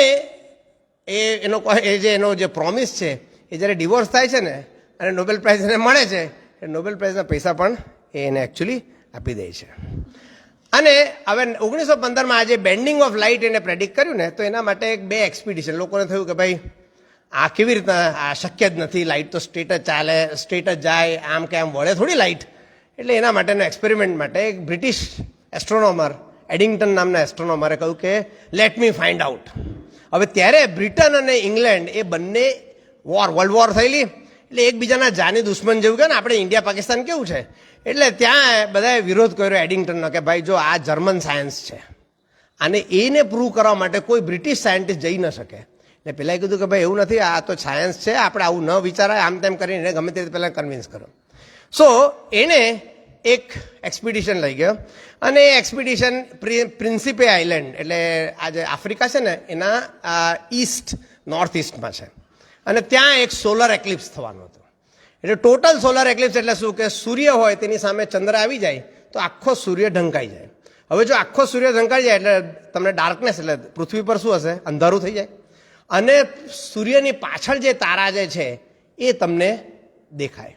એટલે એ તારા ક્યારે દેખાય કે આ પાછળ તારો હોય તો આમ લાઇટ આમ આવવી જોઈએ ને, બેન્ડ થાય તો જ તમને સૂર્યની પાછળ જે તારા છે તે દેખાય.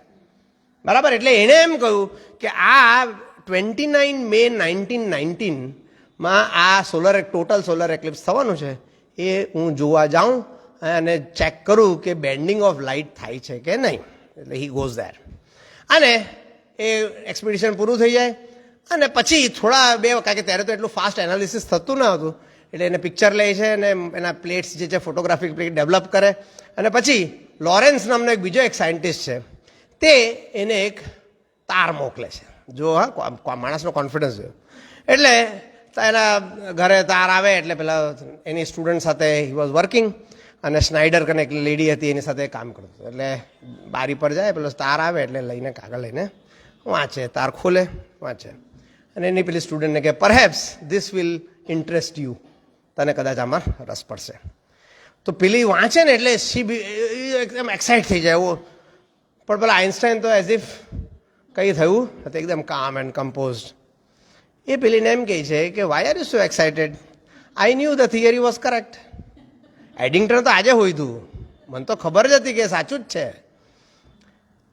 પછી એ એમ પૂછે છે કે but what if experiments had shown that your theory is wrong.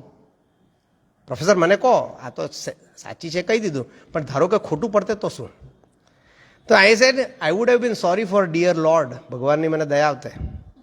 The theory is correct. જે મેં જે શોધ્યું છે એ તો કુદરતના નિયમ છે, ખોટું થઈ જ નહીં શકે કોઈ દિવસ, હોય જ નહીં. So that is confidence.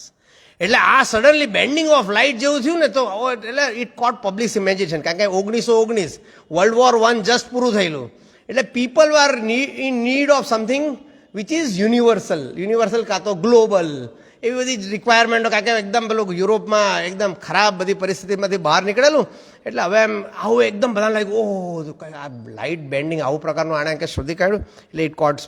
એટલે એડિંગ્ટન એને એનાઉન્સ કરે છે આ જે એના ફાઇન્ડિંગ્સ છે કે ભાઈ બેન્ડિંગ ઓફ લાઇટના આઇન્સ્ટાઈન થિયરી ઇઝ કરેક્ટ.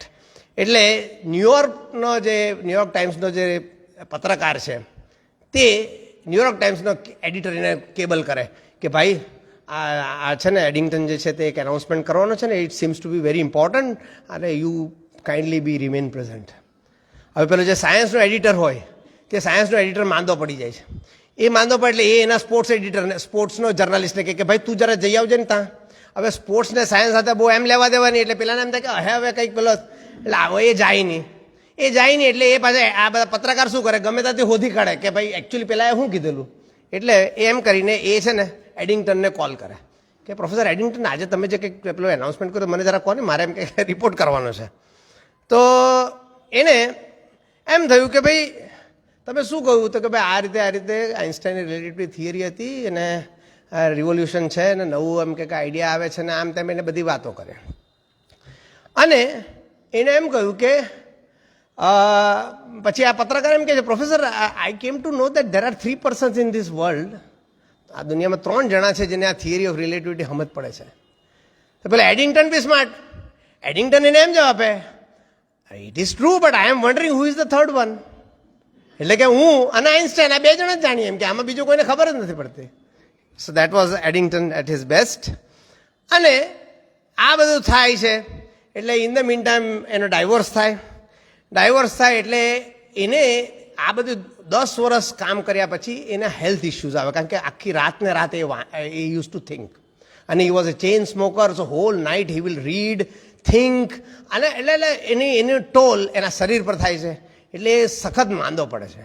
એ માંદા જ્યારે પડે છે ત્યારે એની સંભાળ લેવા માટે એની કઝિન કે જેનું નામ છે એલ્સા લોવેન્થલ એ એને મદદરૂપ થાય છે. એટલે એને ધીમે ધીમે એલ્સા પ્રત્યે સહાનુભૂતિ થવા માંડે કે ભાઈ this lady has taken care of us.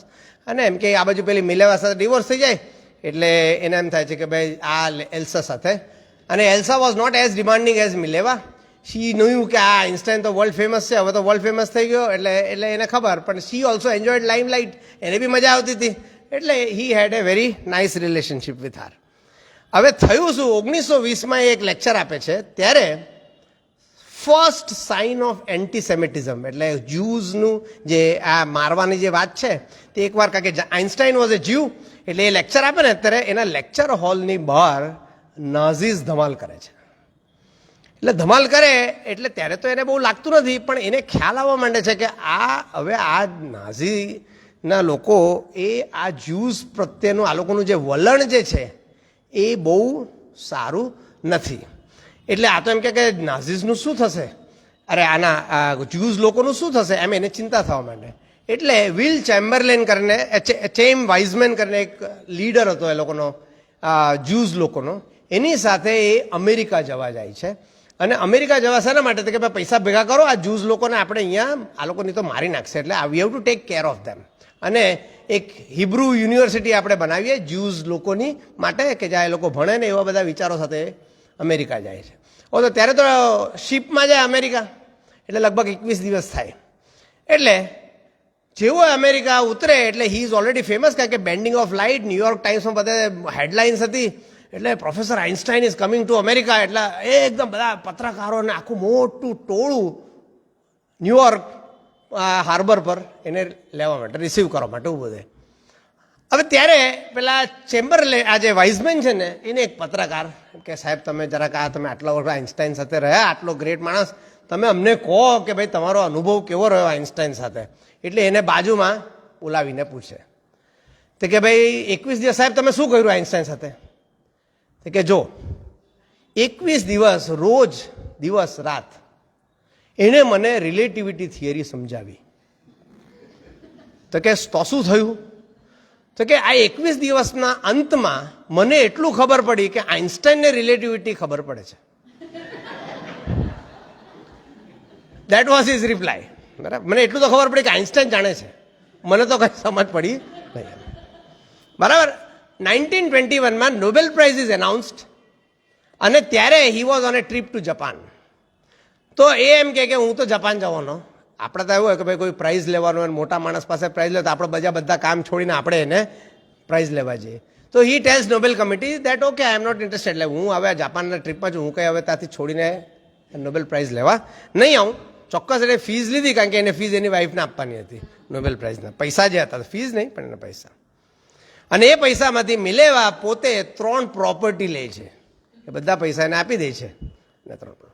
હવે 1925માં એ ગાંધીજી સાથે, આઈ એમ સ્કીપિંગ વચ્ચેને કારણ કે ટાઈમ છે, સો એ ગાંધી સાથે એક લેટર લખે છે, મેનિફેસ્ટો વર્લ્ડ પીસ માટેનો એક કાગળ ગાંધીજી સાથે લખે છે. 1926માં અને એના ફ્રેન્ડ સાથે ને ઘણી બધી જગ્યાએ 1925 એ બહુ ફેમસ થઈ જાય અને બધું ક્વોન્ટમ ફિઝિક્સને એના વિશે બધા લેટર્સ બધું લખે છે. 1927 એક સોલ્વે કોન્ફરન્સ થાય, ત્યાં એના અનધર ગ્રેટ ફિઝિસિસ્ટ બોર સાથેની ડિબેટ્સ ને બધું થાય છે. તેમાં એક ડિબેટમાં આઇન્સ્ટાઈન એક probabilistic nature of quantum mechanics, એ તમે એના પર બહુ ન વિચાર કરો, પણ એવું કહે છે કે Bohr God does not play with dice. આ બ્રહ્માંડ જે છે ને, તો કે એમ કે આમ થાય ને પછી આની સંભાવના આટલી ને એ પ્રમાણે ચાલતું નથી. God does not play with dice. તો બોર એને શું જવાબ, professor Einstein you don't tell God what to do. એ જે કરે છે તે બરાબર છે, એટલે એવું કહેવાની તારે જરૂર નથી. અને 1932માં હી લીવ્સ ફોર અમેરિકા, એને એલ્સા સાથે અમેરિકા જવા નીકળે છે, never two place foot in Germany again. બરાબર. અને ડિસેમ્બર 1932માં એ અમેરિકા જાય છે. જાન્યુઆરી 30, 1933 હિટલર કમ્સ ટુ પાવર. બરાબર, નાઝીઝ પાવરમાં આવે. એટલે પાવરમાં આવે એટલે પહેલાં શું કર્યું, આઇન્સ્ટાઈનનું એક એનું સમરનું એક હોમ હતું કાપુત કરીને જગ્યામાં, એને ધ્વંસ કરી નાખ્યા લોકો, કારણ કે એ તો જૂ માણસ છે એને બધું તોડી કાઢે. અને એક એન્ટીસેમેટિક એ લોકોનું જે પ્રોપાગાન્ડા માટેના જે પેપર્સ હોય ને, એમાં આઇન્સ્ટાઈનનો ફોટો સાથે એવું છપાય છે, નોટ યટ હેંગ્ડ. બરાબર છે. એટલે આઇન્સ્ટાઈન સાથેના બીજા બધા જે લોકો હોય છે તે આઇન્સ્ટાઈને કે ભાઈ તું હવે યુ ડોન્ટ કમ બેક, આ અહીંયાની પરિસ્થિતિ વણસે રહી છે ને, એ લોકો તો પેપરમાં આવું કરી દીધું કે આજે હજુ આને આપણે ફાંસીની સજા આપી નથી, એટલે હવે આને ફાંસીની સજા હવે આપવાની છે. એવા પ્રકારનું ઓપન પબ્લિકમાં એને ન્યૂઝપેપરમાં થાય છે. છતાં એ 28 માર્ચ 1933 એટલે લગભગ 3 મહિના પછી હી કમ્સ બેક ટુ યુરોપ. અને યુરોપમાં આવે પણ એ શું કરે છે કે હી ડઝન્ટ જર્મની જતો નથી, અને he comes to once again Switzerland. અને ત્યાં જર્મન સિટીઝનશીપ જેને મળેલી તે પાછી એ રિનાઉન્સીસ કે આ લોકો જે રીતે આ બધું ચાલી રહ્યું છે એનો મારો વિરોધ છે, અને એ વિરોધના ભાગરૂપે હું મારી જર્મન સિટીઝનશીપ આપી દઉં છું. અને ત્યાં જ એને જો આજે એક આટલો મોટો વ્યક્તિ પણ સાહેબ એની તમે વ્યથા જુઓ તો એનો જે નાનો બીજો જે દીકરો હોય છે એ થોડો મેન્ટલ સિઝોફ્રેનિયક હોય, એટલે છેલ્લી વાર એના દીકરાને એ મેન્ટલ અસાયલમમાં મળવા જાય છે કે હવે પછી હું કદાચ એને પાછો જોઈ શકીશ નહીં. અને છેલ્લી વાર એને મળે છે તે જે છેલ્લો સમય યુરોપ પર, અને ઇમિડિયેટલી લીવ્સ ફોર અમેરિકા. એટલે આજે ઇવન એને પણ એના આજે કોઈ બાપ માટે એના છોકરાને આવી રીતના મૂકી જવું, એને તમે વિચાર કરો કેટલું એને પોતાને કેટલું દુઃખ થયું હશે. એટલે પ્રિન્સ્ટન યુનિવર્સિટીમાં અમેરિકામાં એની એપોઇન્ટમેન્ટ થાય છે. અને 7 સપ્ટેમ્બર 1936 માર્સેલ ગ્રોસમેન ડાઈઝ. એટલે એને શોક લાગે છે કે આ મારો મિત્ર જે આટલો ખાસ તે એક્સપાયર થાય છે. અને 20 ડિસેમ્બર 1936 માં એલ્સા એની જે સેકન્ડ વાઇફ જે છે એ એક્સપાયર થાય છે. ત્યારે એ કેટલું સરસ લખે છે, એ મેક્સ બોર્ન એનો એક બીજો મિત્ર છે એને લખે છે, I live like a bear in my cave. હું નીચની જેમ એક કેવમાં રહું છું, and really feel more at home than ever before in my eventful life. મારી જે આખી આ લાઈફ છે ને જુદા જુદા ઇવેન્ટ્સમાં. This bear like quality has been further enhanced by the death of my woman comrade who was better with other people than I am. એટલે એ સોશિયલ હતી, બધા સાથે વાત કરી હતી, એમ કે હું તો હવે એકદમ ટોટલી આઇસોલેશનમાં આવી ગયો. અને બાય 1936 સાયન્ટિફિક કમ્યુનિટીમાં પણ આઇન્સ્ટાઈન વોઝ એન આઉટકાસ્ટ, કારણ કે એ જે બધી વાતો કરતો હતો તે હવે આ લેટેસ્ટ આઈડિયાઝવાળા નવા જે જનરેશન ઓફ સાયન્ટિસ્ટ હતા, you don't tell God what to do, philosophical aspects of quantum mechanics પર પેલા લોકો બહુ, એટલે he was isolated even in scientific term. અને એની બેન જે છે તે પ્રિન્સ્ટનમાં એને જોઈન થાય છે, એ પણ યુરોપ છોડીને આવે છે. અને ટીલ એને જ્યાં સુધી એની ડેથ થાય ત્યાં સુધી એની બેન એની સાથે રહે છે. હવે આટલો બધો ફેમસ સાયન્ટિસ્ટ, એટલે ઘણા બધા લોકો એને પૂછે આઇન્સ્ટાઈન તમારા ગોડ વિશેના તમારા શું વિચારો છે. એટલે એક ચેપ્ટર એને ગોડ વિશે પણ આપ્યું છે. એટલે એણે કહ્યું science without religion is lame, religion without science is blind. એકવાર એને એવું પૂછ્યું કે ભાઈ બરાબર. પછી બીજા કોઈ ગેસ્ટે પૂછ્યું કે ભાઈ તમે રિલિજિયસ છો? તો એમ કે yes you can call it that. Try and penetrate with our limited means the secrets of nature and you will find that behind all the discernible laws and connections there remain something subtle, intangible and inexplicable. આપણે આ બધી જે દુનિયા દેખાય છે સૃષ્ટિ, એની નીચે કંઈક એવું જે આપણને સમજી શકતા નથી એવું કંઈક છે. To that extent in fact I am religious. એટલે હું એને સ્વીકાર કરું છું કે આ કુદરતનું કંઈક એવું છે જે કદાચ મારી સમજણની બહાર છે, એટલે મને લાગે છે કે ગોડનું અસ્તિત્વ છે. પછી ન્યુયોર્કમાં એક અગત્યનો ઇન્સિડન્ટ પણ એ કહે છે, મેં તમને કહ્યું આ બુકમાં બધા એનેક્ડોટ્સ બહુ બધા છે. તો ન્યુયોર્કમાં એક જણ એને ટેલિગ્રામ મોકલે, અને એ જ્યુઇશ લીડર હોય અને ચર્ચનો એ લોકોના એટલે સેનેગોગનો માણસ હોય તે હોય. Do you believe in God? Stop. Answer paid. એટલે પૈસા બી મેં આપી દીધા, 50 વર્ડ્સ. 50 વર્ડમાં તમે મને કહો કે you believe in God or not. એટલે એને 25 વર્ડમાં કહી દીધું, I believe in Spinoza's God who reveals himself in the lawful harmony of all that exist. આ દુનિયામાં જે કંઈ પણ હાર્મની જુદી જુદી વસ્તુઓમાં જે તમને દેખાય છે એ ભગવાનમાં હું વિશ્વાસ કરું છું. But not in a God who concerns himself with the fate and doings of mankind. એટલે આપણે એમ કહીએ ને ભગવાન મારું ભલું કર, ભગવાન દરેક ઇન્ડિવિજ્યુઅલ, એવું નથી. એમ કે આ કુદરત એ ભગવાનની એક અજાયબ જેને કહેવાય ને એ કલા, that is what he says he believe in. એટલે પણ એણે કોઈ દિવસ જે વ્યક્તિઓ ભગવાનમાં વિશ્વાસ કરતા હતા એને કોઈ દિવસ એને એમ ધિક્કાર્યા નહીં કે ભાઈ તું શું આવું ભગવાનમાં વિશ્વાસ કરે. He never sad that. He said I also believe in God, પણ આ પ્રકારના ગોડ પર. અને એણે ઘણી જગ્યાએ એના કોટ્સ છે. ફોર એક્ઝામ્પલ, એને કોઈ એવું પૂછ્યું કે vote do you say about કે ભાઈ એક એવા એને બધા સવાલો પૂછે કે લોકો એમ કે પ્રેમમાં પડે છે તે કેમ, કે પરહેપ્સ કે આ પૃથ્વી છે ને તે ગોળ ફરે ને એટલે એમ કે અત્યારે હું આમ ઊભો છું ને તો 24 કલાક પછી આમ થઈ જાઉં એટલે એમ કે મગજમાં લોહી પર એમ કે ફરે નહીં કે શું ફરે એટલે એમ કે પીપલ ફોલ ઇન લવ. એવું એણે કહ્યું. આઇન્સ્ટાઈન તમારે શું કહેવું છે આ મેટરમાં? તો એણે એમ કહ્યું કે falling in love is not at all the most stupid thing that people do. બરાબર છે? But gravitation cannot be held responsible for it. એના માટે તમે ગુરુત્વાકર્ષણને બ્લેમ કરો ને એ બરાબર નથી. તો આવા બધા એનેક્ડોટ્સ એને લખ્યા છે. અને one of the most famous letters એને રૂઝવેલ્ટને લખેલો ઇન 2 ઓગસ્ટ 1939 કે ભાઈ તમે બોમ્બ બનાવો ને તો આ જર્મનીમાં મને ખબર પડી છે કે ન્યુક્લિયર ફિઝન થયું છે એટલે નવો બોમ્બ બનશે, એટલે જો હિટલરના હાથમાં બોમ્બ આવી જશે તો આખી દુનિયાનો નાશ થઈ જશે. એટલે એને રૂઝવેલ્ટને પ્રેસિડેન્ટ રૂઝવેલ્ટને કાગળ લખે છે અને એને ફોર્સ કરે છે એનો એક મિત્ર, કારણ કે આઇન્સ્ટાઈન જો લખશે તો જ આ પ્રેસિડેન્ટ માનશે. એટલે that was the letter return, one of the most famous letters return.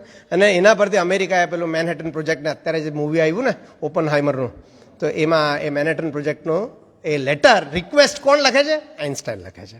જોવાની ખૂબી એ છે કે જ્યારે બોમ્બ પડી જાય છે પછી એ જ એનો વિરોધ કરે છે. બરાબર. અને હી વોઝ સો બોલ્ડ કે એણે ઓપનહાઇમર, તમે મૂવીમાં પણ જોયું હશે, ઓપનહાઇમર જ્યારે એના પર આટલા બધા આક્ષેપો થાય છે ત્યારે ઓપનહાઇમરની ફેવરમાં અગેન્સ્ટ યુએસ ગવર્મેન્ટ એક જુબાની આપે છે. અને છેલ્લે એણે the war is won but peace is not. જ્યારે આ બોમ્બ થઈ જાય, બોમ્બ પડે છે ને તે મેનહેટન આ લોકો સેલિબ્રેટ કરે છે કે વર્લ્ડ વોર પૂરી થઈ ગઈ અને સેલિબ્રેશન માટેના ડિનરમાં એને પણ બોલાવવામાં આવે. તો એ લખે છે કે the war is won but peace is not. આજે તમે જુઓ દર ત્રીજી જગ્યાએ તમારી પાસે તમે જુઓ છો આ બાજુ પેલો નોર્થ કોરિયાનો ડિક્ટેટર છે તે કંઈ કાલે શું કરશે ખબર નથી, પાકિસ્તાન કાલે શું કરશે. So war is won but peace is not. અને એને દરેક જગ્યાએ પછી ઇન્ટરનેશનલ કોઓપરેશન, ભાઈ આપણે આ વોર ન થવી જોઈએ, આ ન્યુક્લિયર આર્મામેન્ટ્સ આપણે ઘટાડવા જોઈએ, નાશ કરવો જોઈએ, એવા પ્રકારના એને બધા કાગળો લખ્યા. અને 1948માં મિલેવા ઝુરિચમાં એક્સપાયર થઈ જાય છે. અને સાથે સાથે એના એબડોમિનલ પાર્ટમાં એને છે ને એક અલ્સર ડેવલપ થવા માંડે છે. એટલે 18 માર્ચ 1950 એ હિબ્રુ યુનિવર્સિટી માટે એક કરાર કરે છે કે ભાઈ આ લોકોને મારા એ પોતાનો જે 1905નું જે લેટર છે ને એટલે પેપર છે એ પોતાના સ્વ અક્ષરે લખે છે અને એ વોર એફર્ટ્સમાં પણ આપે છે અને હિબ્રુ યુનિવર્સિટીમાં પણ એના પૈસા નવી ડેવલપ કરવા માટે આપે છે. પોતાનું મનગમતું વાયોલિન એના વિલમાં એ લખે છે કે ભાઈ મારા ગ્રાન્ડસનને આપવું. અને 1951 એની સિસ્ટર એક્સપાયર થઈ જાય છે એટલે પછી તો આખા ઘરમાં એ એકલો થઈ જાય છે. એની વાઈફ તો એક્સપાયર થઈ ગયા, તો ઝુરિકમાં પણ એની સિસ્ટર જે એની સાથે રહેતી હતી તે પણ એક્સપાયર થાય છે. અને એનો ખાસ બીજો ફ્રેન્ડ માઇકલ બેઝો જે ઓલિમ્પિયા એકેડેમીવાળો હતો તે પણ એક્સપાયર થાય છે. એ 15 માર્ચ 1955. એટલે એને એમ થવા માંડે છે માય એન્ડ ઇઝ, આ બધા મારી સાથેના જે છે ને એ પણ ધીમે ધીમે બધા એ લોકોની ઉંમર થઈ ગઈ એમ થાય છે. અને પછી એનું જે આ જે અલ્સર છે તે 13 એપ્રિલ 1955માં અલ્સર ફાટે છે. એ ફાટે છે એટલે નેચરલી એને હેલેન ડ્યુકાસ, એની ખાસ એની જે એસિસ્ટન્ટ હોય સેક્રેટરી, પર્સનલ સેક્રેટરી, તે એને હોસ્પિટલમાં લઈ જાય. તો ડૉક્ટરને કહે છે કે ભાઈ આ હવે મારે સર્જરી કરાવી નથી. તો શું કહે છે જો એ, it is tasteless to prolong life artificially. I have done my share. It is time to go. I will do it elegantly. મને આવી રીતના આગળ મેં મારું જે કરવાનું હતું તે મને લાગે છે મેં બધું મારું કરી દીધું છે. Enters Princeton hospital. 15 એપ્રિલ 1955 પ્રિન્સ્ટનની હોસ્પિટલમાં જાય. એનો સન જે મોટો જે દીકરો છે તે ત્યારે બર્કલીમાં પોતે પ્રોફેસર ઇલેક્ટ્રિકલ એન્જિનિયરિંગમાં હોય, એ તરત એને બોલાવી લેવામાં આવે છે. એટલે એ એક્રોસ કોન્ટિનેન્ટ વેસ્ટમાંથી ઈસ્ટમાં આવે છે. અને એના 17 એપ્રિલ 1955 એને હેલેન ડ્યુકાસ એટલે એની પર્સનલ જે સેક્રેટરી છે એને કહે છે કે પ્લીઝ બ્રિંગ માય ગ્લાસીસ, ચશ્મા, ગ્લાસ એટલે પાણીના નહીં, ગ્લાસીસ એટલે ચશ્મા, પેપર્સ, પેન્સિલ્સ, અને એ પેલા આ લાવીને આપે એટલે વન્સ અગેન હી સ્ટાર્ટ્સ રાઇટિંગ કેલ્ક્યુલેશન્સ બધા કરવાના એને હોસ્પિટલમાં શરૂ કરી દે. એના સન હાન્સ આલ્બર્ટ સાથે વાત કરે છે અને સાયન્ટિફિક આઈડિયાઝ ડિસ્કસ કરે છે. એના છોકરા સાથે આમ કરી શકે, આમ કરે. ડૉક્ટર નાથન જે એના વિલનું જે એક્ઝિક્યુટ કરનારો માણસ છે એને એમ કહે છે કે જો don't allow Germany to rearm, આ જર્મનીને રિયામ કરવા દેવું ન જોઈએ આપણે. Please see to it that it doesn't get rearm, કારણ કે વર્લ્ડ માટેની તો ખતરો થશે. અને એના ઇક્વેશન્સ પર એમ કરે બતાવે અને હાફ જોકિંગલી કે if only I had more mathematics, હજુ જો મને થોડુંક મેથ્સ આવડતું હોતે આના માટે તો કદાચ હું આને સોલ્વ કરી શકતે, એવું એ બતાવે છે. અને પછી એનો દુખાવો એકદમ વધી જાય એટલે પાછો એ સૂઈ જાય છે. અને at 1:15 AM 18th April 1955 nurse જે છે તે એક અવાજ સાંભળે છે, બરાબર, એટલે તરત એની પાસે દોડીને જાય છે. તો by that time Einstein had died, so that was at age 76. અને એના બેડ સાઇડમાં એને આજે ઇઝરાયલ ત્યારે ઇન્ડિપેન્ડન્ટ થયું હતું અને ઇન્ડિપેન્ડન્સ ઇઝરાયલ 1958માં મળી, અરે 1948, એટલે ઇન્ડિપેન્ડન્સ ડેની સ્પીચ એને આપવાની હતી. એટલે ઇઝરાયલના એમ્બેસેડરે કહ્યું કે સાહેબ તમે જૂ છો આપણા દેશ માટે તમે, તો એની જે એને સ્પીચ લખેલી એનું પહેલું sentence it is worth reading. I speak to you today not as an American citizen and not as a Jew but as a human being. આ એનું સેન્ટન્સ, પછી એનું સેન્ટન્સ પૂરું થઈ જાય છે. That is the last sentence that he writes. અને એની પાસે એની બાજુમાં 12 પાનાના બધા જે પેલા હેલેન ડુકાસે મોકલેલા ને બધી ઇક્વેશન છેકેલા હોય એનું કે પાછું લખેલું એને સ્ક્રિબલ કરે ને બધું તેવું હતું. અને final thing that he wrote before he went to sleep was one more line of symbols. હા, બધા સિમ્બોલ્સ કરે, સ્ક્રેચ કરે, એન્ડ એમ કરતાં કરતાં કરતાં એની પેન, કારણ કે એનો દુખાવો પેલો વધી જાય એટલે ત્યાં એમ ડોટ ડોટ, એટલે પછી એમ પેલું આપણે હાથમાંથી પેન સરી જાય ને એટલે એ equations was the last thing that he wrote down. અને those equations were related to laws of the universe, યુનિવર્સને સમજવા માટેના એના ઇક્વેશન્સ હતા. અને finally I end up with few of his famous quotes. એને ખાસ કહ્યું કે I have no special talents, I am only passionately curious. મારી પાસે એવું કંઈ બહુ વિશિષ્ટ છે નહીં. પછી મને ગમતું, કારણ કે હું પણ સાયકલિંગ કરું. Life is like riding a bicycle, to keep balance you have to keep moving. અને ફાઇનલી આ પણ અગત્ય, to punish me for my contempt of authority. એટલે હું હંમેશા આખી જિંદગી એમ કે મેં ઓથોરિટીને ચેલેન્જ કરી. ફેટ એટલે કે મારું જે નસીબ છે, made me an authority myself, કે ફિઝિક્સમાં ઓથોરિટી થઈ ગયો, એમ કે આખી જિંદગી મેં ઓથોરિટીને ચેલેન્જ કરી અને એ ચેલેન્જનો બદલો મને એમ કે મને ઓથોરિટી બનાવી દીધું.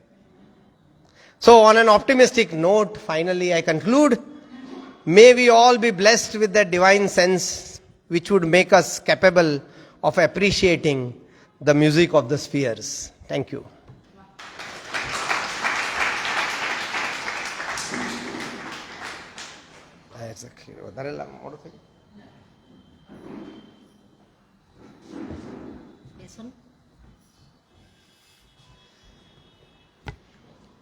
એક હ્યુમન બિઈંગની આખી હ્યુમન બિઈંગથી જ હું વાત કરીશ કે એક જર્ની, અને બહુ જ સાહજિકતાથી એક ને સાથે સાથે વિજ્ઞાન એવું સરસ વણી લીધું હતું કે જેને ન આવડતું હોય તેને પણ તકલીફ પડે એવું બિલકુલ નહોતું.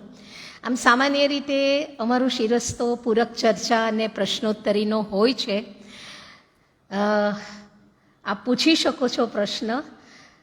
આખી લાઈફ કેટલીક બધી વાતો એવી હતી કે આપણને ખબર, એટલે એ આ વ્યક્તિ અહીંયા કેવી રીતે પહોંચ્યા હોય એનું આમ તાદૃશ. ને બુકની સહેજ તો હા બુક કામ કીધું હા, એટલે અક્ષરશઃ એમણે આત્મસાત કર્યું છે એવું એમના વક્તવ્યમાં જણાઈ જ આવ્યું.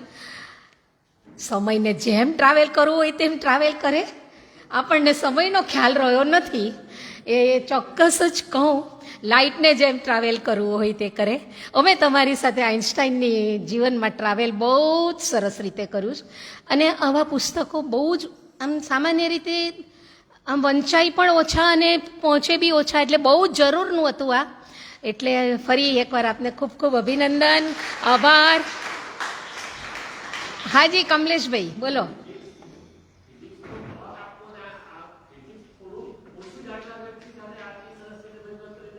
એટલે પૃથુલભાઈને તમે આ રીતે પહેલી વાર, કારણ કે તમે બધા ઇક્વેશનની સાથે એમને જોયા જ હશે અને એમાં પણ માણ્યા જ હશે. બરાબર છે. એટલે પ્રશ્નોત્તરી તો જે 5-10 મિનિટ કરવી હોય તો ભલે સમય જઈ રહ્યો છે. હાજી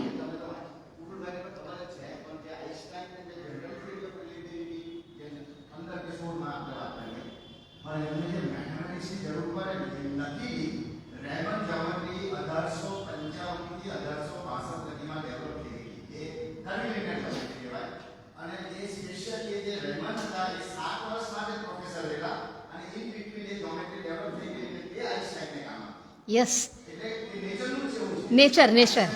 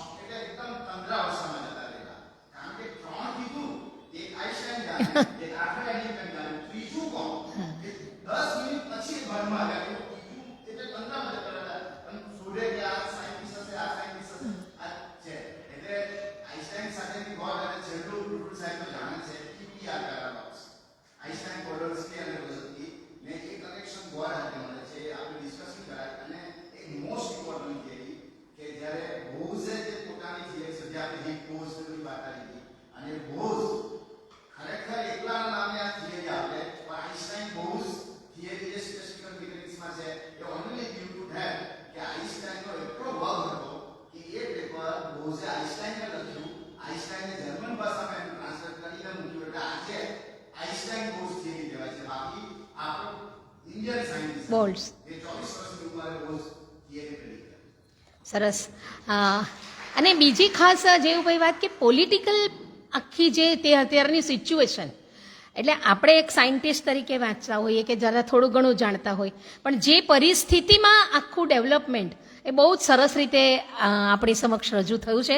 હું 1-2 જાહેરાત કરું, પછી તમારે 5-1 મિનિટ એમની સાથે વાત કરવી હોય તો કરો. સયાજી વૈભવ લાઇબ્રેરી નવા પ્રોજેક્ટ લઈને સમાજ માટે લાવે જ છે. આવતીકાલે અમારા મહાદેવભાઈ દેસાઈની સ્મૃતિ કહી શકો, પુણ્યતિથિ છે 26 જાન્યુઆરી. એમને અમે સ્મરણાંજલિ જુદી જુદી રીતે આપીએ છીએ. તો આ વખતે એ સ્મરણાંજલિ અમે સહવાચન પ્રવૃત્તિનો એક પ્રોજેક્ટ ચાલુ કરી રહ્યા છે. આપણું જે વાજપેયી ગાર્ડન છે એમાં નવસારીના બધા જ કોઈ પણ આવી શકે. કાલે 9 વાગે 9 થી 11 કાલે સમય છે. વાજપેયી ગાર્ડન. આપ આપનું પુસ્તક પણ લાવી શકો, ન હોય તો અહીંથી પુસ્તકાલય પણ પુસ્તક આપશે. ત્યાં બેસીને આપણે સહવાચન કરીશું. બીજા કોઈ ડિસ્ટર્બન્સ આપણને લાગશે નહીં. આપણે ડિસ્ટર્બન્સને બી એવોઇડ કરીશું. અને આ વસ્તુ દર રવિવારે ચાલુ રહેવાની છે. અને એ દર રવિવારે મધીબેન 10 વાગે રહેશે ને? 8:30 થી 11. કાલ પૂરતો સમય જે કહ્યો તે ને, દર રવિવારે 8:30 થી 11, એટલે આપણે બધા સાથે બેસીને ત્યાં સહવાચન પ્રવૃત્તિ કરીશું. આ એક જાહેરાત. બીજી જાહેરાત, આવતો શનિવાર તો કદાચ યુવા વાર્તાલાપનો આપણો, અને પૃથુલભાઈ અમારે ત્યાં બધા શનિવાર મને ગમતું પુસ્તકમાં જાય, એટલે તે દિવસે પ્રજ્ઞા ગુપ્તા યુવા વક્તા છે. ડેલ કાર્નેગીની how to enjoy your life and job, એના પર પ્રજ્ઞાબેન બોલશે. ખૂબ સુંદર પુસ્તકો અમારા યુવાનો રજૂ કરી રહ્યા છે, એટલે એમાં પણ આવજો. અને 9 ફેબ્રુઆરી સવારે 10 વાગે 10:30 સમયમાં 10:30 થી 12. ઓકે, 9 ફેબ્રુઆરી 10:30 થી 12 અરુણાબેન જાડેજા, ખૂબ મોટા વિદુષી આપણે કહી શકીએ, આપણા અનુવાદક. સ્વાતિબેન આપ તો ઓળખો, મેં સ્વાતિબેનને કહું. હા, આમ નવસારી.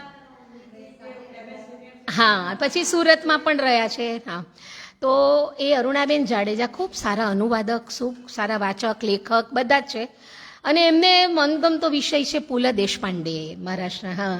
હા એટલે પુલ મંજે પુલ એટલે પુલ એની વાત કરવા એઓ આવી રહ્યા છે. તો એમાં પણ આપ સૌ આવજો જ. ત્યારે આવશો ત્યારે નવા કાર્યક્રમનું કંઈક અમે તો આપની સમક્ષ મૂકીશું. હા એટલે આપણે નાનું નાનું આપને કાન પર નાખતા રહીશું. તો આ બધા કાર્યક્રમમાં કાલે સહવાચન કરીશું, 9મી અરુણાબેનની સાથે સત્સંગ કરીશું અને પછી ભવિષ્યમાં બી એવા સુંદર કાર્યક્રમો લઈને આવીએ છીએ. અમારો પર્યાવરણનો એક પ્રોજેક્ટ તો ચાલુ એટલે સેવ ધી એન્વાયરમેન્ટ એ તો અમારું ચાલુ જ છે અને એ સતત પ્રવૃત્તિ છે અમારી. એવી ઘણી બધી પ્રવૃત્તિઓ અહીંથી સયાજી વૈભવ લાઇબ્રેરી સમાજને આપી રહી છે. આપ સૌની સહભાગિતા પણ અપેક્ષિત છે. જો કોઈને કંઈક સવાલ હોય સ્ટુડન્ટ્સ તરફથી તો મને જરાક ગમશે. થોડા સ્ટુડન્ટ્સો પેલા દૂરથી આવતા હશે એટલે હમણાં જ નીકળી ગયા, પણ કોઈકને હોય તો, નહીં તો પછી જયભાઈ આપ કન્ક્લુડ કરવા માગશો? અચ્છા, હર્ષાબેન, ઓકે.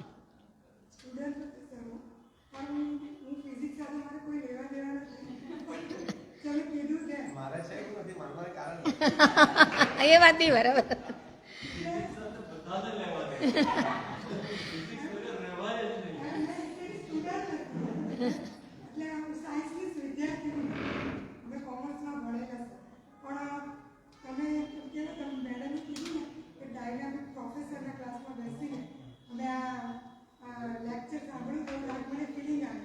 અરે વાહ. હા એટલે બહુ અંદરથી આવતું હતું ને એટલે સીધું ને જ્યાં આપણને નહીં સમજ પડે તેમાં તમારે ચિંતા કરવાની જરૂર નથી. એમ એ ક્વોન્ટમની વાત તો ચિંતા કરવાની જરૂર નથી. આવો જ એવું.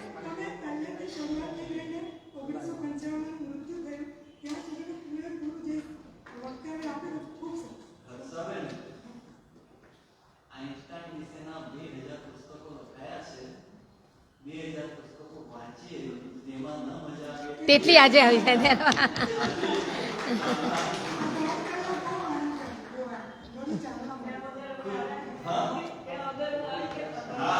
હા, આજે સ્વાતિબેન મહેતા સુરતથી આવ્યા. પૃથુલભાઈને એટલે જાણ્યું કે લાઇબ્રેરી ખાતે છે નવસારી સાથે, એમને આમ પણ બહુ મોટો હા બાયોગ્રાફી આટલી સરસ રીતે.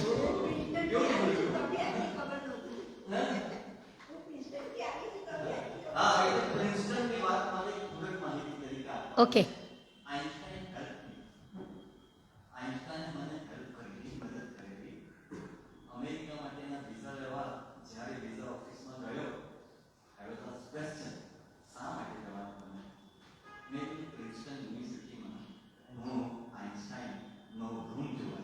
ઓહ.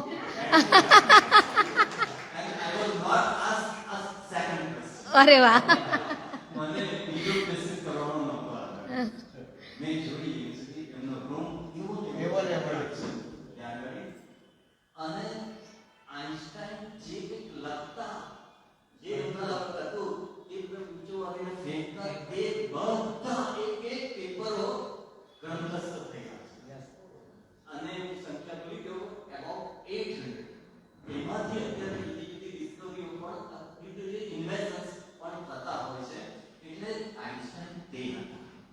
કેવું પડે.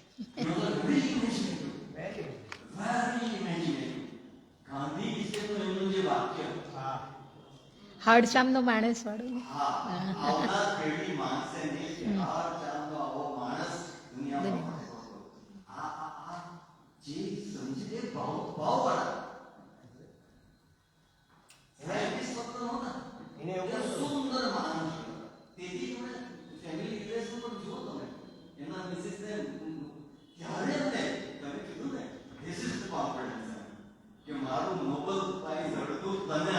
હા એટલે પેલું તો આવવાનું જ છે. પેલું તો આવવાનું જ છે. ખૂબ મજા આવી. તમને ગમતું એ પુસ્તક આપેલું છે એ પણ એવા જ હતા જે જીનિયસ કહી શકાય તેવા જ. એટલે તમે જે કીધું કે મને આજ સુધીની સુંદર ગિફ્ટ મળી છે તો આવા ઘણી ગયા અને આવતા રહેજો પાછા. આજે ખૂબ પ્રખ્યાત ઓપિનિયન પેપર્સ બધા બેઠેલા છે. બધા ખૂબ એન્જોય કર્યું. આ તો બધા માટે ખૂબ પ્રેરણારૂપ એવું આજનું આપણું તમારું વાતો હતી, એવું તમારી ટોક હતી. ખૂબ ખૂબ આભાર. Thank you. અને આવતા રહેજો, એટલે તમને આટલા બધા સુંદર બુક્સ ગમે છે એ જ લઈને પાછા આવતા રહેજો. હવે હા, કારણ કે હવે તો તમને અમે પોસ્ટ પણ મોકલતા જ રહીશું, અને તમને જ્યારે સમય મળે ને ત્યારે અમને જણાવી દેવાનું, અમે અહીંયા ગોઠવી કાઢીશું, વાંધો નહીં. તો મળીએ છીએ કાલે સવારે વાજપેયી ગાર્ડનમાં. બધા આવજો જ અને મળીએ છીએ. ઓકે.